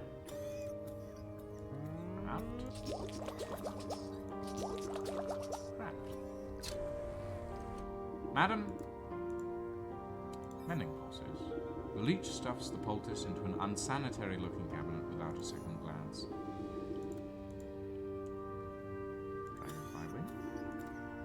The leech takes the wings with a surprisingly delicate touch and lays them out carefully along the surface of a clear shelf. The leech inspects the barbs before placing each of them carefully into a velvet-lined container alongside other excruciating-looking instruments. I've run your errands, now I really must insist on that death certificate. There's no need to get prickly. I have your papers right here. The leech extends her moist arm and thrusts a poorly written note into your hands. You shake the mucus from the paper and try to decipher the loopy, illegible scribbles. You're not even sure that the leech spelled the poor man's name right, but you suppose it's better than nothing. Ah, next time I need a doctor's note, I'm better off forging the signature myself. Okie dokie.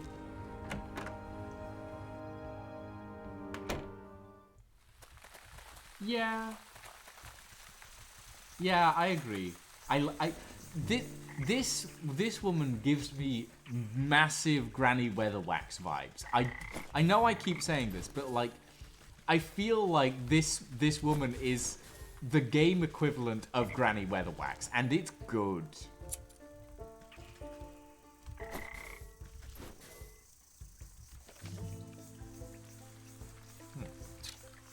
I would like to move the catching net, but oh well, whatever. Okay, pumpkin jack bone is next, I think.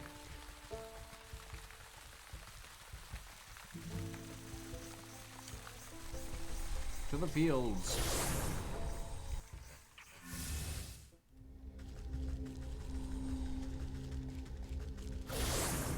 Granny Weatherwax is a Terry Pratchett character, Discworld character, Luca. Highly recommended reading. Sometimes you're an old lady capable of immense crimes and immense magic, and you use this for good, but you will be snarky and sarcastic about it. Yes. Yes, exactly. Right, Pumpkin Jack bones. The Ox's farm. Shadowed Way. Where would I find Pumpkin Jack bones? Are they bandits? Is that what they are? They might be. I don't know. Bandits? No. Not Pumpkin Jack.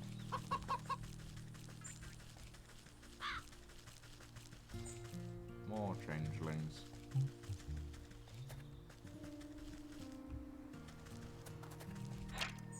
Vegetable farmer.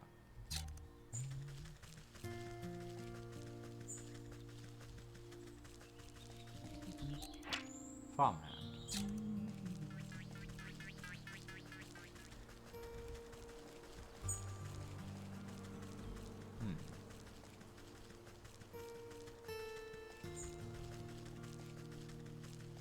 No, that's fair. That's fair. Look at gnome, a natural tinkerer, but stubbornly refuses to read any instruction manuals. Well, that's okay.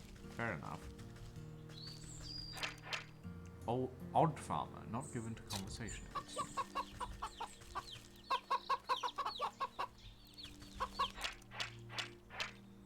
A plump and happy hen. Rooster.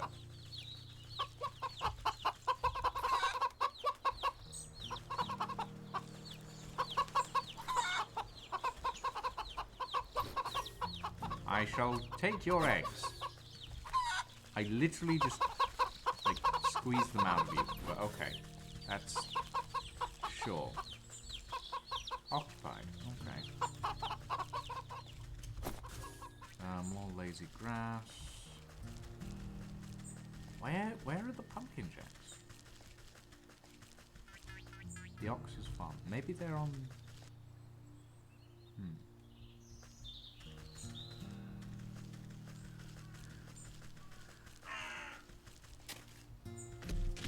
Oh! Okay, big man.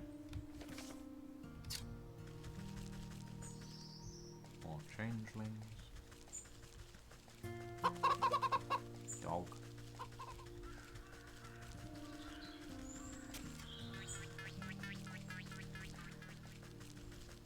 I don't think I meant to... Right. Scarecrow. The ox. Sweat pours off of enormous shoulders, labor unending. Chicken. Rich soil. Chest. Ooh. Box. Opens a box. Oh. Okay. I'll take it. And I'll also take some forest herbs because I'm running low.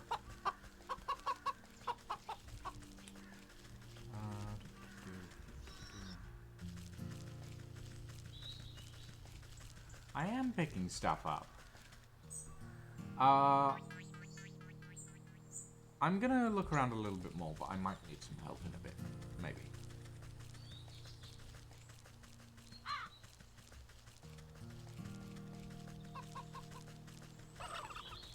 Ooh, turkeys.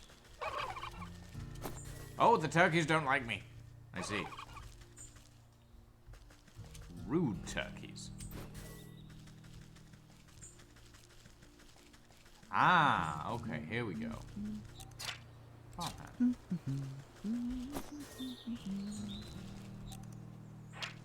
Pumpkin Jack. Weakness is Snagvine. Snagvine.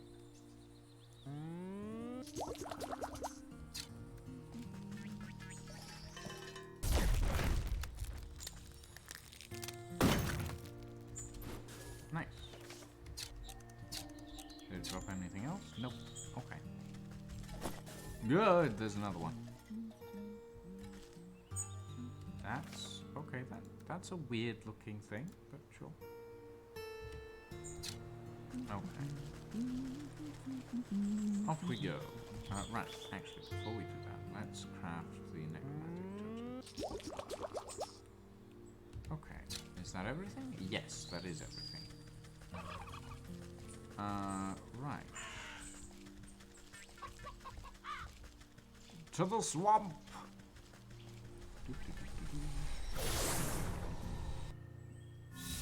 You think I have turkey legs? So what? I'm like a sapient turkey or something? I mean, actually, that makes more sense than a lot of the explanations I've come up with in my head. Right. Okay. The Northern Obelisk calls for proof of the dead. The afterlife is nothing if not bureaucratic. A death certificate from the leech would fit the bill. The humid swamp air has made the paper of the death certificate soft and damp. As you drop it into the bowl, it decomposes before your eyes until nothing is left. The Eastern Obelisk yearns for the tooth of a dragon. You haven't seen any real dragons in years, but who knows what's out in the swamp. Fake fang. You drop the sharp reptilian fang into the stone basin with a heavy clunk. It spins like a top, emitting a high-pitched whine before shattering into fine white dust. The Western Obelisk requires a source of undead animation.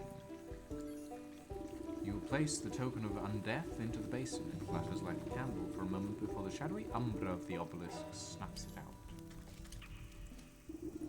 The Southern Obelisks ask for a collection of bodily fluids to breathe new life into an unliving vessel. You fill the bowl with an offering of anatomic liquids. The fluids slowly disappear as if being drained by some unseen thirst until only the wet residue remains. With the final offering accepted, the obelisks surrounding the circle begin to hum. You can hear a strange melody playing through their discordant tones. The carvings on the ground burn with renewed energy, driving away the overgrowth. You're quick to step away as you feel a vacuous force pull at the circle's center. I suppose that's done the trick. Let's see what the writing has to say for itself now. You rotate your head to read the glowing letters on the edge of the circle. Place the vestal of the deceased, yada yada, recite the evocation of necrodermis, blah blah blah, apply the canopic ointment. Right, seems straightforward enough. All I need to do now is go fetch the body of that poor fool husband. He should be here in the swamp somewhere. Okay.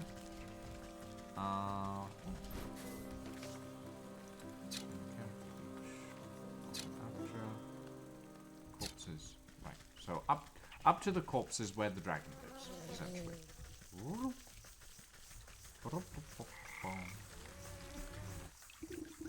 Ugh, this must be where that nurse has been dumping the surplus of corpses. I'll need to take a closer look at each one to find the right fellow. Similar but not. This is unfortunate. This isn't the right one. Not the husband. This poor soul doesn't fit the description. Not this. Oh. Where on earth is that stinking body? You'd think I'd be able to find him among the dead here. You watch a particularly bloated fly land on a rotting hand poking out of the mud. Its disgusting proboscis probes at the withered flesh. Two globular red eyes slowly unglue themselves and swivel to boggle at the insect. A huge, slime-covered tongue lashes out and pulls the hapless fly into a gaping, toothless maw, along with most of the sunken corpse.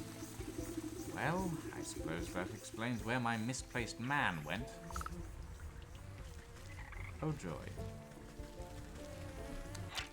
Frog King.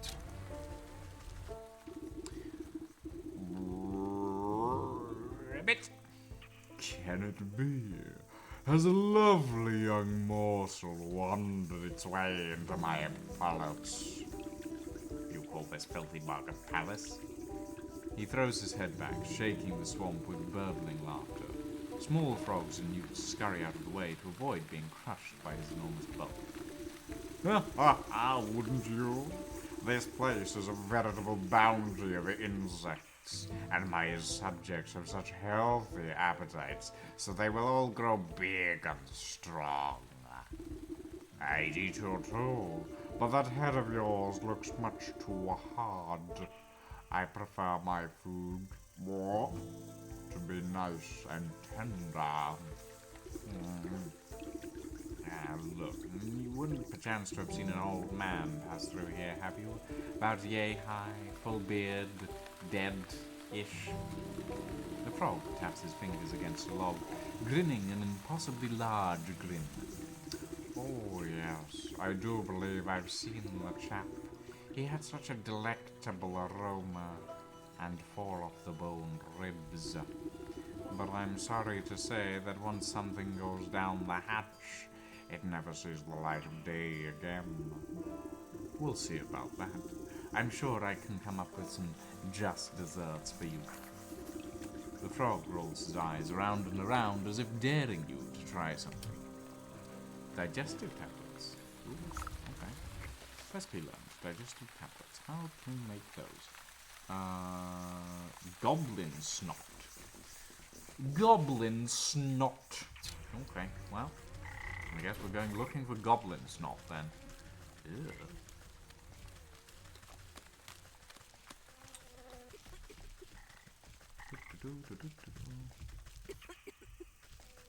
Hello, madam. I'm working on resurrecting your husband as we speak. Don't worry too much about it.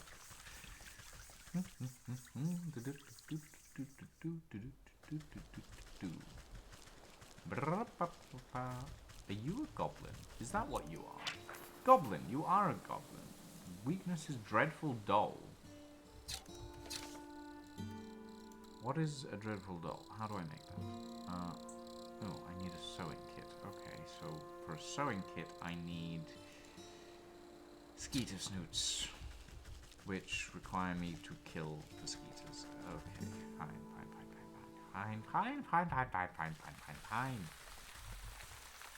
Okay,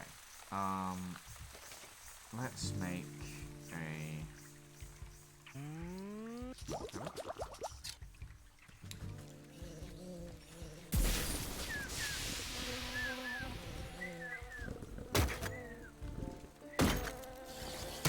Ow.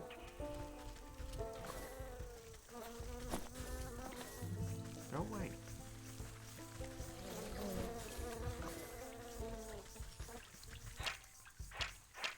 I thought I'd managed to get all three of them, apparently not.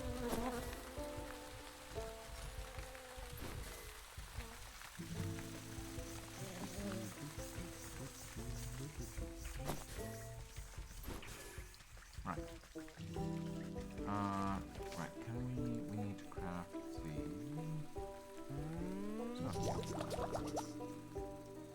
and then we can craft the dreadful doll.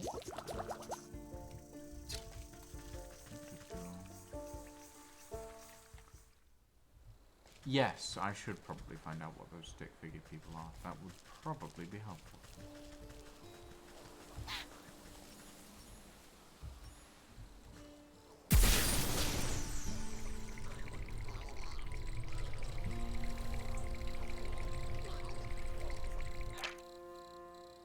Talks big, but cowardly.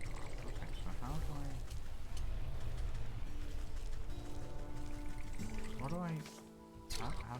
Hold on, what do I actually need to get?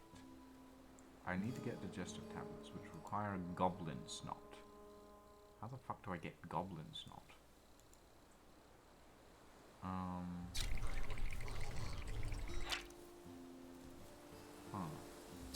Behind trees?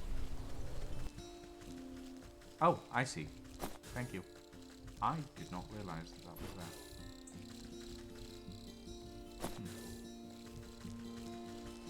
Ooh, box. Ooh. I will take that.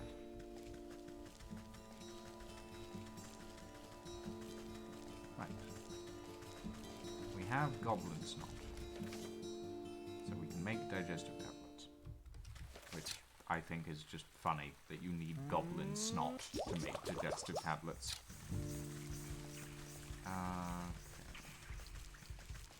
Let's actually put one of those down there. See what comes for it. So I don't need to carry it around in my inventory all the time. Perfect.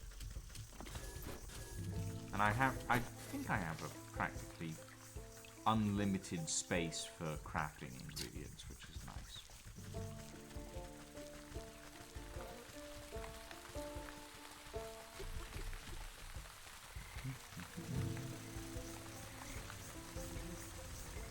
Righto, Mr. Frogman.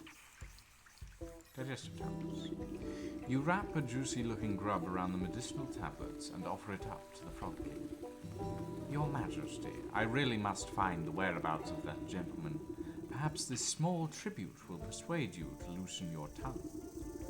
The frog gulps down the tantalizing meal without a thought. Ah, a delectable gift. Thank you, my pretty. Now, I already told you where. His nostrils flare for a moment, and then he sneezes, sending specks of wet mucus flying. The frog's throat suddenly expands, filling with gas. The belch that erupts from its lips resonates so loudly that the entire swamp ceases its buzzing. You avert your eyes, but the noise and smell of the frog's explosive eruption almost knock you off your feet. Great Glinda's ghost, what a stench! The frog wobbles on its legs, looking thoroughly emptied. He teeters before rolling his huge body back into the swamp with a thunderous splash. You spot the slippery body of the husband floating in the bog water. Luckily, he seems to be missing some bits and pieces, so he should fold up quite nicely.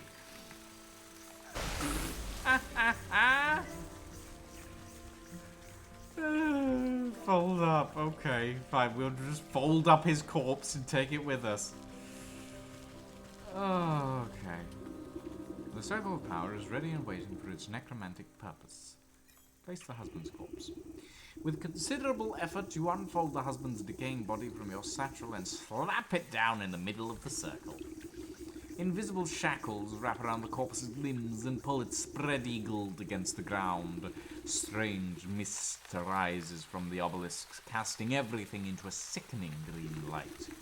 Slowly but surely, the corpse begins to levitate off the ground. It rotates to face each obelisk one by one. Oh, get on with it, I haven't got all day. You give the rotting head a good kick as it passes by you. With a gasp of stale air, the body drops to the ground. Suddenly, it bolts upright.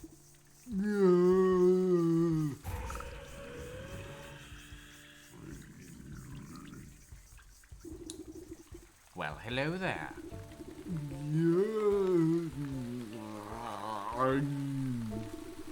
You caused me a lot of trouble, you know that. The reanimated corpse claws at his throat. Oh, sorry, wait a moment. Near your feet, you see a disembodied tongue flopping around about on the ground like a worm. You scoop it up and quickly toss it into the man's gaping mouth. Though he moves his jaw, his lurching voice seems to emanate from someplace beyond.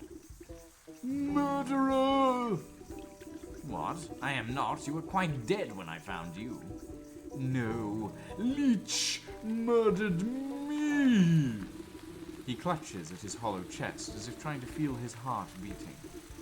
Gave me plague, drained my blood. Leech murdered others. He swings a limp arm towards the body-filled bog. I knew there was some awful stink about that sick house. What sort of doctor infects her own patients? Check her office. Find proof. Don't you worry, I'll make sure that Parasite gets what's coming to her. But you should head back home. Your wife is worried half to death about you. He turns and looks longingly over his shoulder. You can hear his vertebrae popping. Yes, I'm late. As he shambles into the choking mist, he gives you a crooked nod of thanks. Well, that was a thing.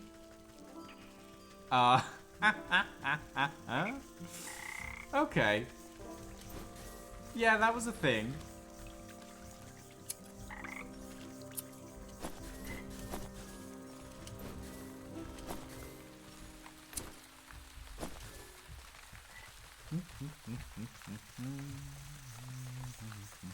I need to go this way.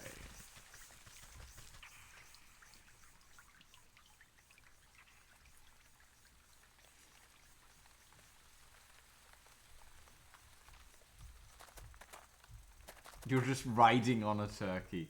I mean, yeah, okay, that's an interesting idea. The leech, the presiding figure of this house of sins. Excuse me. While the leech is busy with her patients, you rifle through the contents of the various cabinets in her office. Mostly dried herbs and potions. Nothing seems out of the ordinary. That is, until you notice a suspicious-looking bookcase set against the wall. The books are all fake, just chopped down spines glued to a solid plank. Your fingers race across the medical titles and quickly find a loose volume. With a click of a switch, the whole bookcase swings open to reveal a secret compartment. Your heart jumps upon the sight. Racks upon racks of bottled blood are arranged like fine wines. Each vessel meticulously catalogues the name, description, and age of its source. It looks like that thirsty slug's been sapping the living for years. On a nearby table, you spy a decanter, half filled with ruby red liquid. You wonder whose blood it contains. A dash of salt would remind that slimy worm that there's worse things out there than bloodsuckers. Salt the leech's wine. Okay. We do have salt, don't we? Do I need spirit salts? Hold on. Yes, I need spirit salts.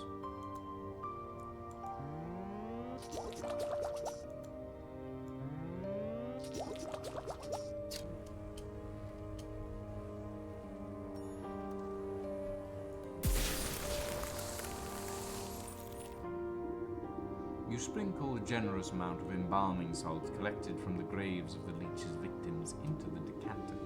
As the salt dissolves into the bloody cocktail, you hear the telltale squelching of the good doctor's approach. What are you doing? Can't you see that this is my private office? I already helped you enough, so there's no reason you ought to be here.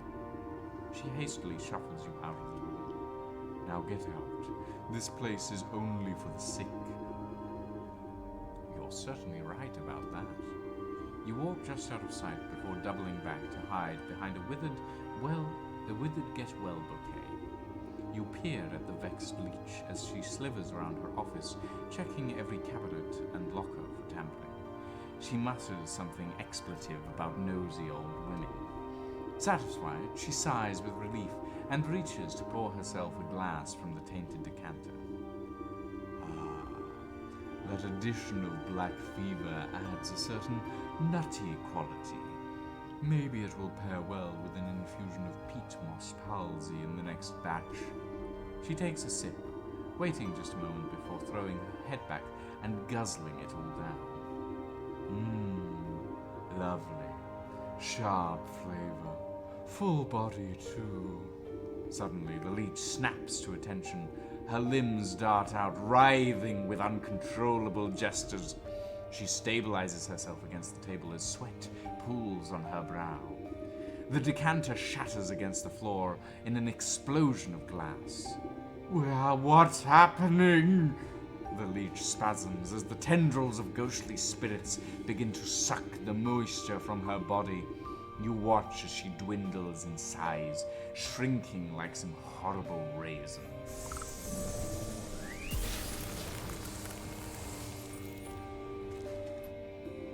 You inspect the mummified worm, pressing it between your fingers lightly.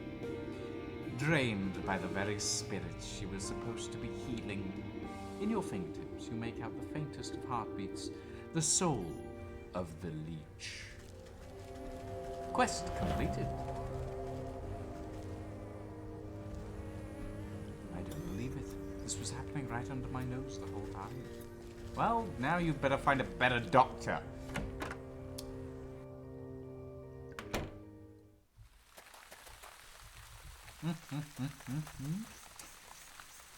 Oh boy. Wow. Okay, that was... I like the story there. I really like the story. That was fun. Yeah. No, that was cool. The full story is really well written, actually. Like, I'm thoroughly impressed by this. Okay. Next stop I believe, is the... Oh, actually, yeah, I wanted to stick totem. Someone built this effigy to pay respect to the moon. The moon, in turn, has given it life. Interesting.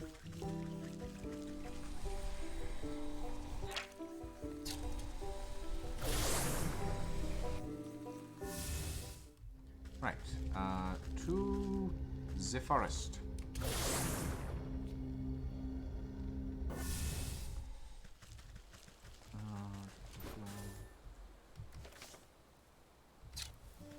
I believe it's this way.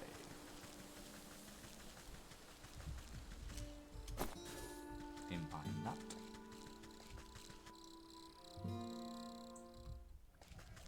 Hello, Dingus and Dongus. Hey, where do you think you're going? Yeah, no one but us soldiers are allowed inside the lakeshore camp. Get out of my way. I have urgent news of your quartermaster. I need to speak with your sergeant. Urgent? Only thing that's urgent is the line for the latrine, or if the captain hasn't had his drink. That's right, Captain Bear is in a right foul mood. You can't come in unless you want a good thrashing.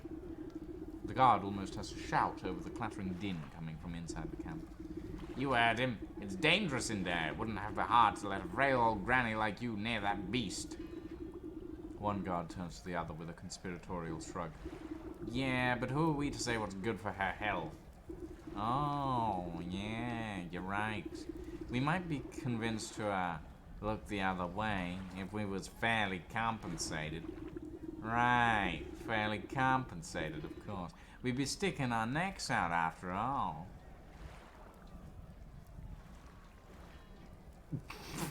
The guards hold out their hands expectantly, like children begging for candy. A bribe. You carefully press 3 heavy gold coins into the palm of the waiting guard. There. I should expect you two can divide them evenly amongst yourselves. Right. 1 for you and 2 for me. What? You mean 2 for me and 1 for you? I'm the one who does all the real guarding around here. You still owe me for that game of dice you lost. You cheated me! Give me them coins! The 2 guards fall into fisticuffs and roll into the bushes, leaving the gate to the camp wide open. It is very good. It's very fun. Oh! Oh, he's actually just a bear. Okay. He's literally just a bear. Interesting. As you cautiously approach, the bear drains the last of his enormous tankard and smashes it against the head of a nearby soldier, knocking the hapless man to the ground. And then I walloped him, just like that. The next time I catch any of you cowards turning tail, I'll skewer you like a fish. I'll leave your guts for the girls. Suddenly noticing that his drink has gone dry, the bear bellows to the skies. More mead, you yellow-bellied worms! More mead! More drink! Bring me my delicious honey mead! The soldiers taking cover nearby exchange nervous glances at each other, none wanting to confront the bear. There is no more honey mead. The bear wipes a strand of drool from his sagging lips, and his bleary eyes slowly focus on you. A mocking smirk splits his face as he waves at you with his great spiked mace. Say, now that's a funny-looking helmet, soldier. I ever tell you of the time I crushed the bucket-headed barbarians of the Western Mountains? You decide that now is a good time to leave the bear to his ramblings rather than make yourself an unfortunate prop in his war stories. The bear kicks an empty tankard at you as you retreat back into the camp. That's right. Go get me more mead, you good-for-nothing sluggard. I think I got the voice for the bear quite accurate. Ah, this must be the man that I'm meant to be talking to. The frenetic-looking officer shouts hurried orders at whoever will listen, but most of the camp soldiers are busy cowering or knocked out cold. Man the gates! You over there, secure the perimeter! We just need to hold out a little longer! Sir, we're running out of men. Where's the damn shipment of honey? You step over an unconscious footman to address the man in charge. I might be able to answer that question. Who let this old bat into the camp? I found your quartermaster. He's having a bit of car trouble on the road. I'm afraid your shipment isn't going to get here anytime soon. What? Oh, curse my rusty breeches. Without that honey and other supplies, we can't make the honey mead. The bear's gonna flatten this whole camp when he finds out. The camp looks half flattened already. What's all this ruckus about? Well, the bear is the greatest warrior there ever was, which is grand and all when we're fighting the enemy. But once we set up camp, he likes to use us poor sods as playthings to reenact his conquests. And the only thing the bear loves as much as fighting is drinking. Guzzles up so much honey mead, we have to brew it right here in the camp just to keep up. He points to a squat-looking device tucked near some tents, a portable brewery. Without that shipment of ingredients, I don't see how we can ever calm the bear down. He'll smash us all into paste before the sun sets.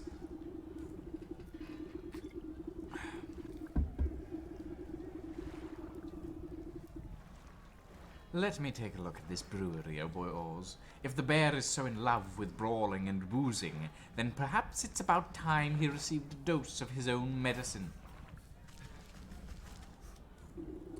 You inspect the brass contraption. A tank here, a hopper there. The bit of smell of alcohol is infused into the well-worn metal. Despite the needlessly complicated dials and tubing, at the end of the day, the brewery is really just a fancy cauldron. This seems simple enough. I should be able to concoct just the potion for your troubles.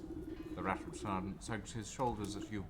Sure, if you can think it'll help, but you'll need to fuel the darn thing first. Our supplies are a mess, so you'll have to figure it out on your own. You open up the brewery to inspect its complicated innards. 20 twigs, a cinder box, and a jar of water. 5 jars of water. Okay, that's fine. I can do that. Cinder box. Jar of water. Or jar, rather. I need more clay. And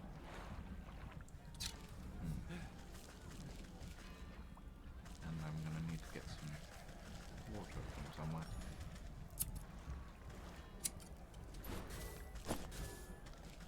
I like how all of the soldiers are just cowering behind things.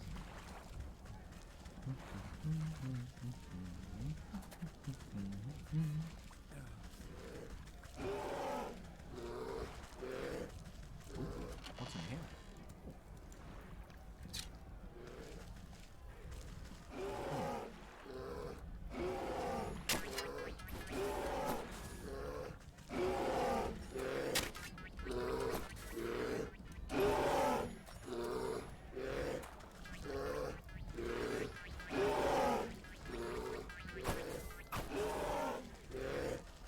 I don't know what the soot sprites are for, but I'm picking them up just in case.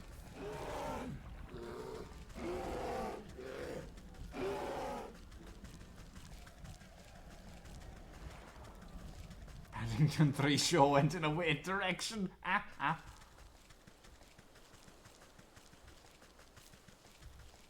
No one realizes he's a bear. I mean, I'm pretty sure someone has realized he's a bear at this point. The fact that he can talk is, well, probably why he's in charge. Because he's a talking bear. Okay, I need to go down the well. Where's the well?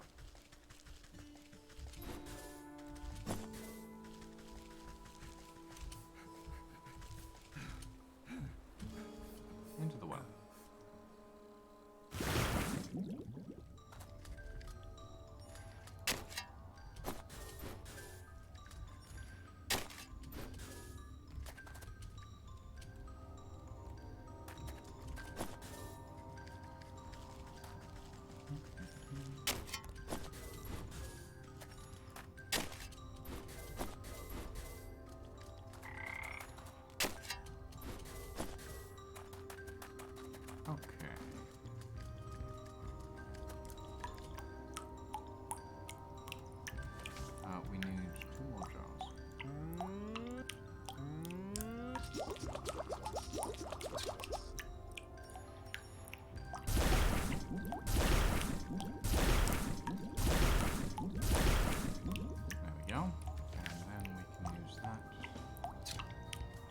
should be in our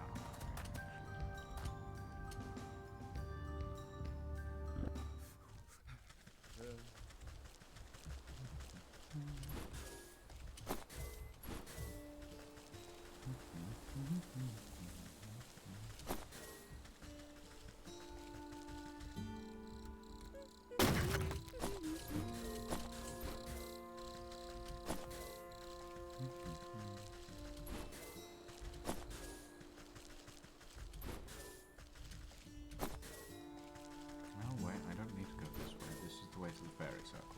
Actually, I should probably pick up some more fairy dust.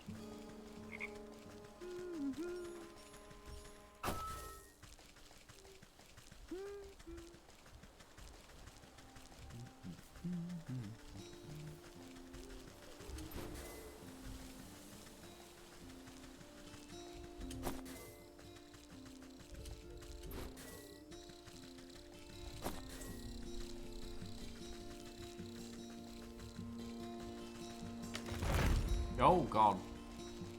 Okay, fine. I'll leave you alone for now.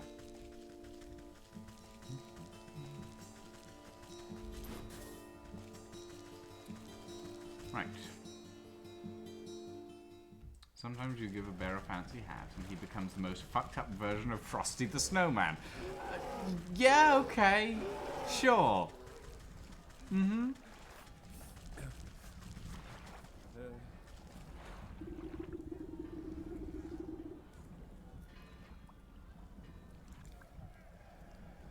Okay, cinderbox.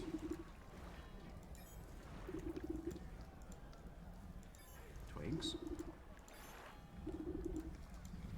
And water.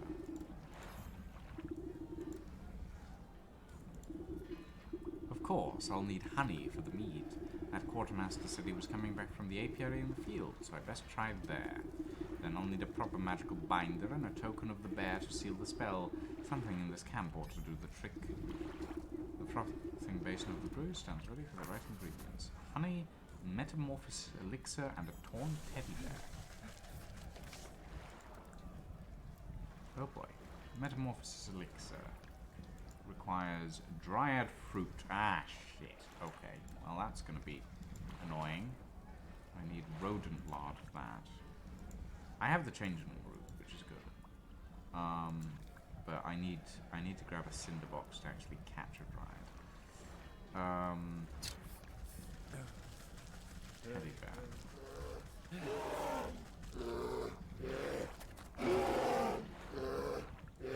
Teddy bear. In here.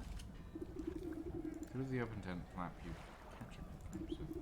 You surmise that one of these precious objects might contain enough magical essence to use as a token of the fair. Your eyes. Right, fur-lined bed for a handful of the door flap shut. Hey, you can't go in there. This is the bear's personal tent. You know what kind of hell that would break loose if you find someone's been snooping? Don't worry, I'll be careful. It seems like your men are keeping him distracted anyway. You glance over at the bear as he tosses aside a soldier like a sack of potatoes. No way, no how. If you think this is bad, just wait until he finds out there's no more honey mead. If you're so afraid of that stomping brute, why don't you just slip away into the night? Surely it would prolong your life just a little. And I'd abandon all my friends? We soldiers gotta stick together. It's our only chance. If only there was some way to stand up to the bear. A thought seems to cross the sergeant's mind as he notices the potions and baubles hanging about your belt. Say, you're good with magical doodads and what's-its, right? What if you made me some sort of protective charm or talisman? Then I could maybe have a chance against that monster without getting my head stoved in. If I make you a protective talisman, will you let me into this tent? I suppose I wouldn't have much to worry about if you did. Okay. Protective talisman requires a wicked gemstone, magic paste, and wickerwork. Good thing I went back for that fairy dust. Right, magic paste, wickerwork.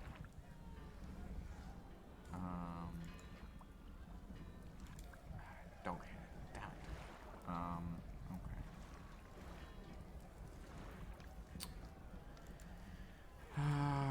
Okay, soporific potion.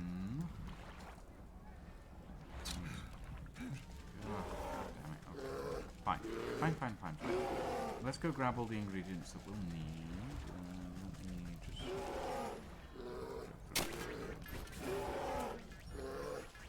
Come here.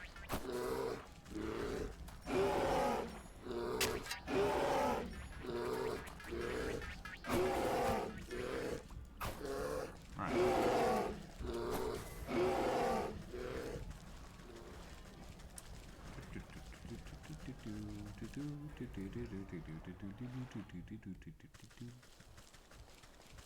Okay, I need rodent lard, which means I need... Oh, wait, I have two snap traps. Got ya.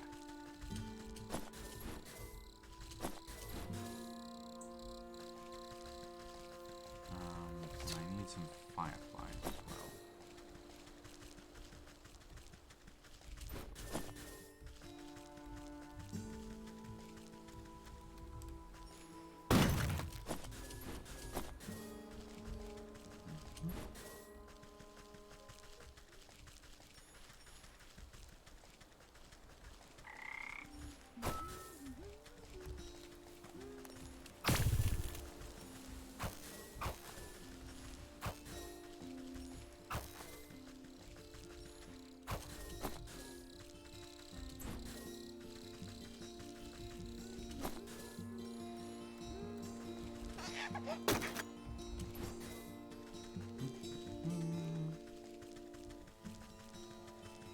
Okay, let's make another cinder box.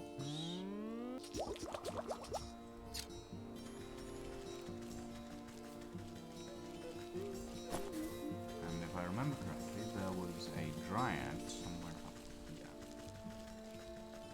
Yes.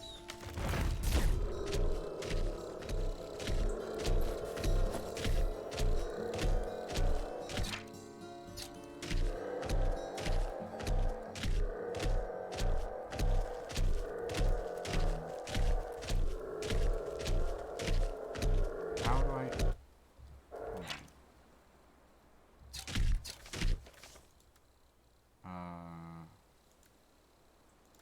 Dried fruit. How do I get dried fruit then? Oh, I already picked it up. I see. That's fine. Craft metamorphosis elixir. So that's done. We need the wicked gemstone, which means we need...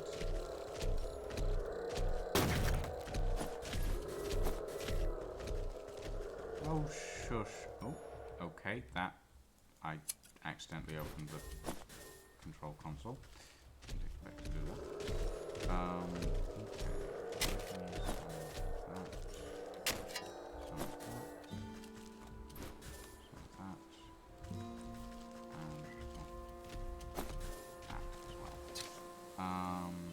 Grimoire, we need soporific morsel, which we need one of these for.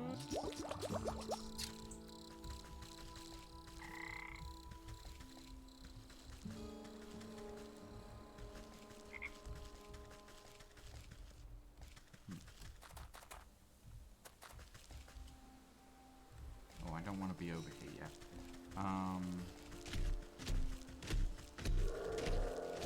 It's still on fire. Wow, okay, that's some powerful tinder. Powerful cinderbox. Not a happy tree. Though, in fairness, I can't really blame it, considering I set it on fire.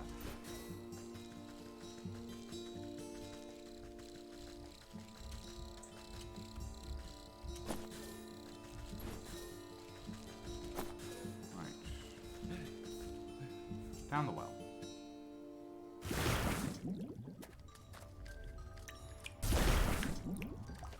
Make me a soporific potion. And a soporific morsel. And now...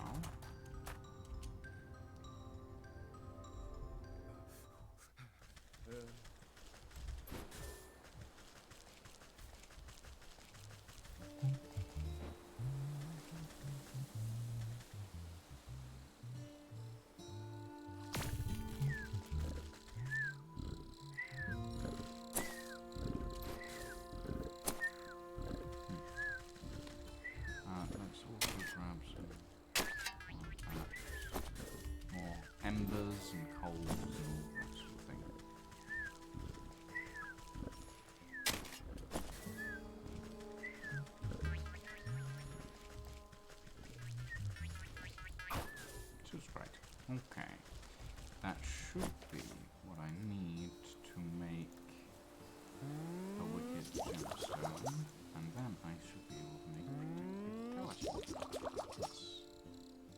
There we go. And I've already made the metamorphosis elixir.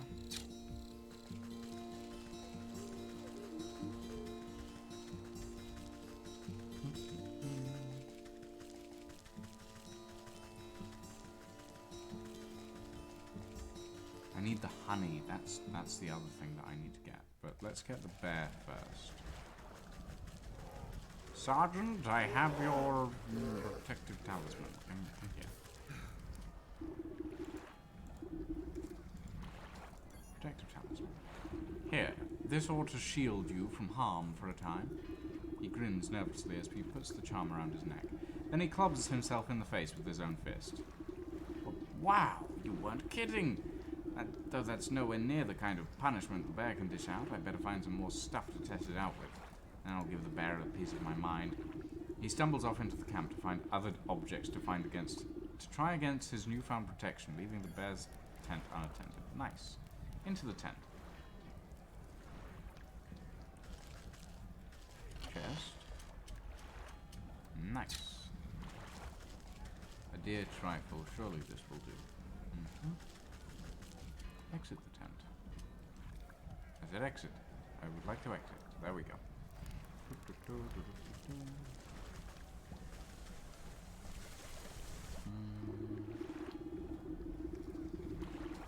Okay. Honey. Torn teddy bear metamorphosis. Great. Well, I'll take that. Might as well. Right. We need the honey. The honey, the honey, the honey. Honey, honey, honey. Honey, honey, honey, honey, honey. Give me that. Right. Excuse me, Monsieur Bear. I'm off to find your honey. I suppose it's more sensible to command an army of soldiers to go get you honey than to get honey yourself. I suppose that does make some form of sense. Into the decay. And to the fields. We.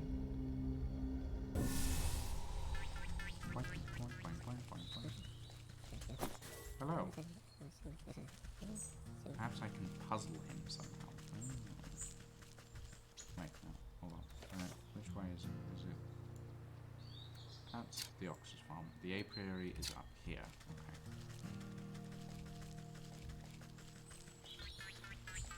Time to get some honey. I'm probably going to need some smoke pellets for that, I think. Lazy grass. Lazy grass. Okay. Hello, beekeeper. Oh, wow. Howdy ho, neighbor. I'm afraid we're closed for the season. Closed? But I need some of your honey right away. Sorry, our supply was cleaned out just a little while ago. Funny little man with a cart. You just missed him. Yes, I've met him. He's the quartermaster for the bear, but he had a bit of an accident on the road. I need to collect some more honey for the lakeshore camp. The bear? Well, that explains why that quartermaster purchased so dang much. I heard that lumbering bully would steal the nectar from a larva if it would suit him. My poor bees have already worked so hard.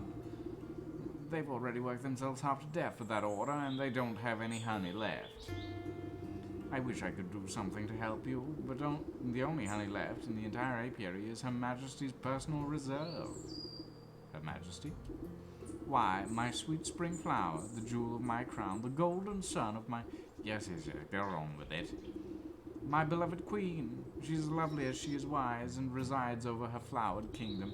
A shrill voice pierces the meadow and sends chills down your spine. Slave! Where is my dinner? I order you to bring me the finest sunflowers. Right away, my love. And make it pretty this time. I don't want another one of your dandelion bouquets like some common wasp. Yes, my sweet. I I think I had better have an audience with this queen myself. Ooh, box. What's in the box?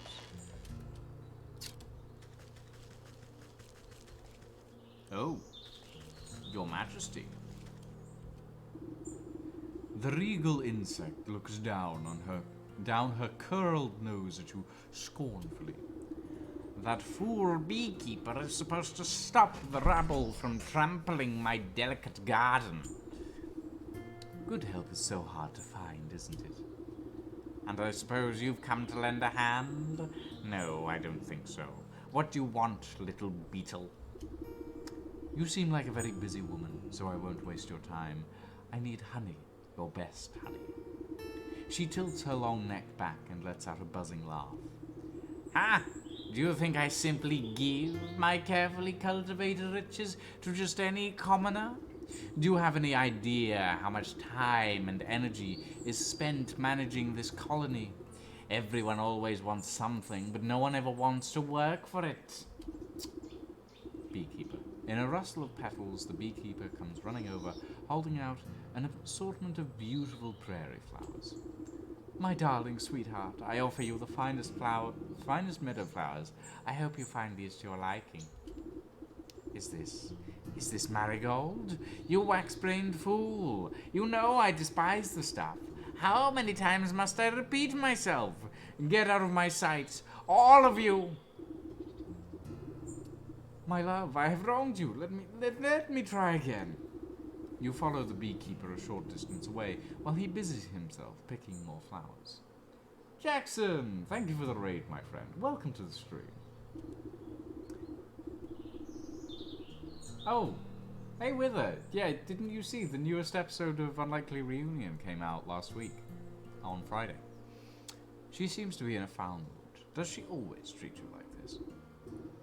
Well, yes, but it's really usually my own fault. Sometimes she really gets her venom up, a little bit of smoke and soothing herbs calms her right down. Smoke, you say? I'm sure I could come up with something to even out her mood. Royal incense recipe. Some fumes fit for a queen. Ooh. Okay. Witch spice, soporific potion, and a smoke pellet.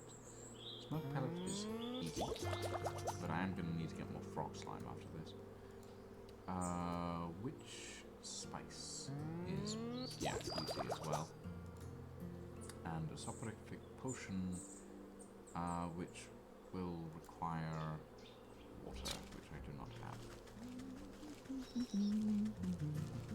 Is the well really the only place to get? Actually, hold on, let me check. Grimoire.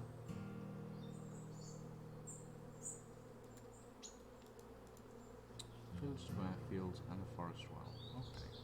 So you can get some in the fields.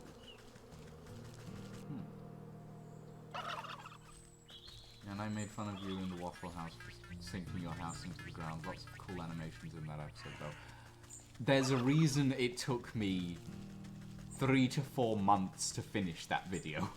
And it's because my computer couldn't actually handle the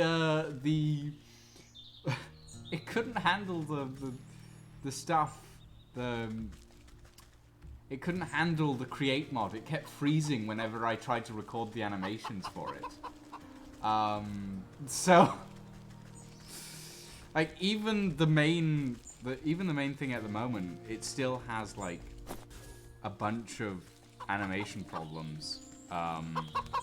Like the visuals still freeze on occasion, and it annoys me. But I had to get it out at some point, otherwise it would have never come to fruition.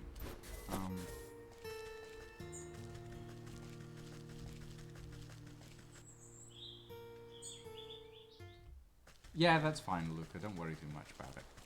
The video will be there. It's not going anywhere. Unless I decide to re-record the entire thing. I'm not going to do that, God knows.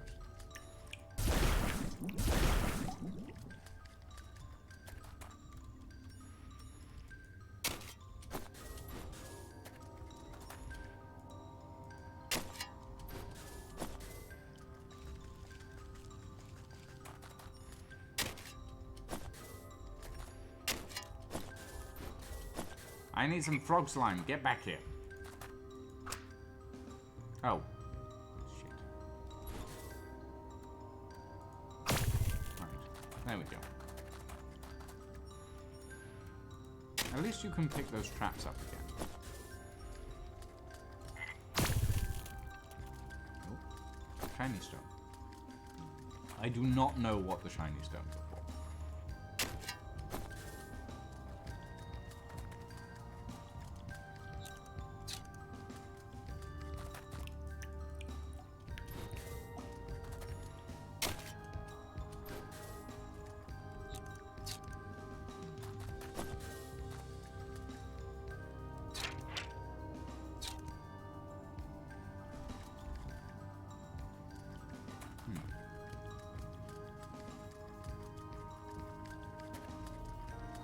Yeah. Just send me a Discord message. I actually have a computer that I can access Discord messages on now. Otherwise, I would have to use my phone, and God knows that's a pain. The screen is so small. My voice is doing weird things now. I've done so many different accents that my voice is just going wild. Ugh. I'm gonna have to get used to that. I'm gonna have to get used to using my own voice again. Okay. Royal incense. Nice. Alright, Your Majesty, I've got just the thing. It's this amazing new drug. It's called royal incense. It will put you right at ease. It's gonna make you so high.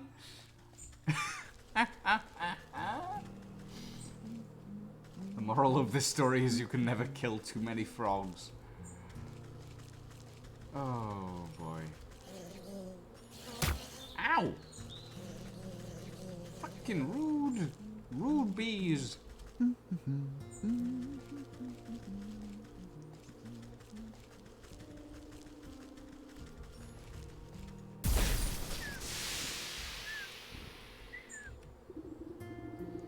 You sneak. Do you honestly believe that a little puff of... shoot! Smoke can... The Queen fans herself lightly as the world begins to push and pull all around her. Oh, does anyone else feel a little hot? Anyways, as I was saying, you can't just The sparkling sun bears down on the Queen like a warm summer's embrace. My, look at all these beautiful colors. Have they always been so bright? The queen bee stretches her arms across the sea of flowers, brushing the tips of their petals gleefully. She arcs her limbs through the myriad of colors swirling about her head. It's gorgeous. Oh, and what's that delicious smell? Cracking into the waxen walls of her hive, the queen pulls out a golden honeycomb.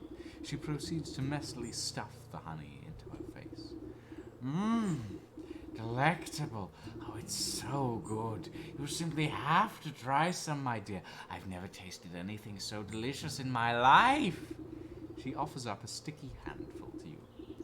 Why, thank you, my queen. Well, we just got the queen bee high as fuck.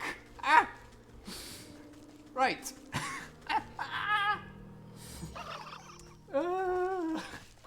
That's hilarious. Oh, I love it. I love it. This game's writing is so good. She literally got the munchies. We got her so high.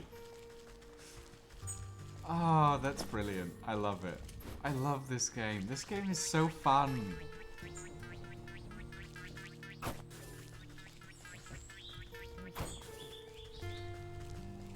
So fun. Okay. Right. I love it. I love this game. Wait, not to the swamp, to the forest. We need to go to the forest.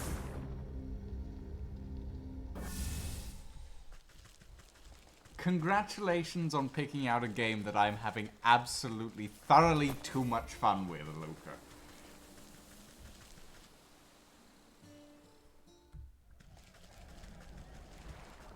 I definitely think we'll be returning to this in the future.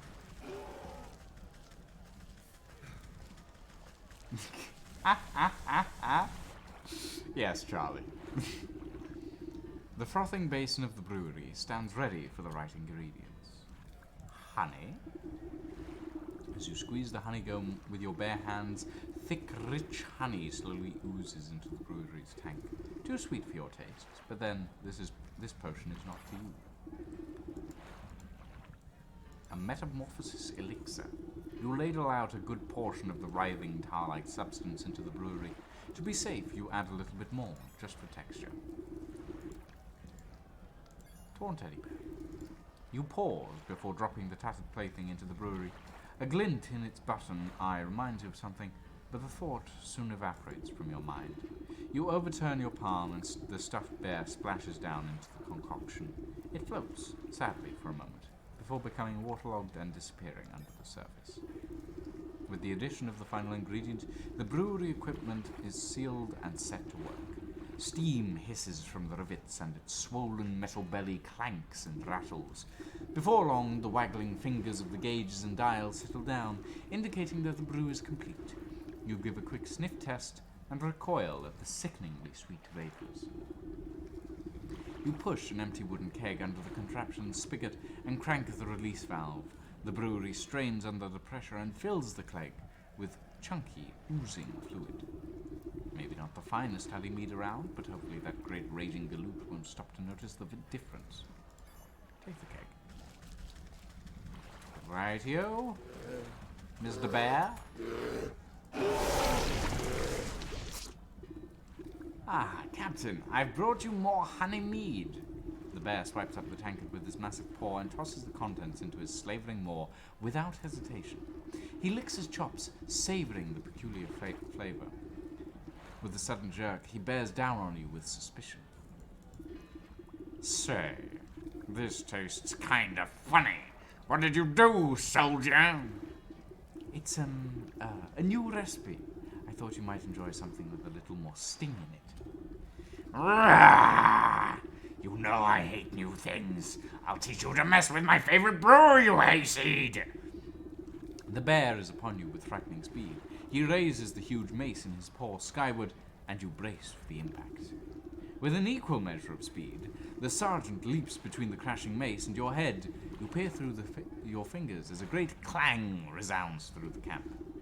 The bear roars furiously as his blow is magically repelled from the sergeant's talisman. The mace goes spinning out of his paw and falls into the lake with a great splash. He gapes, dumbfounded as the sergeant stands before him, completely unharmed. Ha! That'll teach you to pick on us, you big oaf! This has been a long time coming. The sergeant wags his finger at the bear. Who do you think you are, huh? You think you're so big and tough with your fancy feather hat and your big honking club? Well, look at you now! The camp soldiers gather to witness in stunned awe. Miraculously, the bear seems to shrink in the face of the sergeant's onslaught. If it was up to me, you'd be dishonorably discharged for disorderly conduct. You're a disgrace to the uniform. You're no captain of mine. With fear welling up in his eyes, the bear shrinks and shrinks until he is reduced to the size of a small cat. And another thing, what's happening?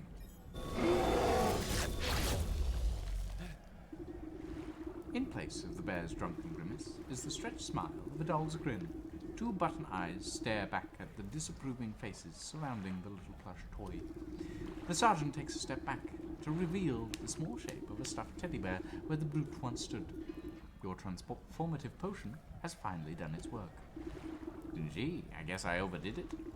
He scratches his head in befuddlement, but seems generally relieved.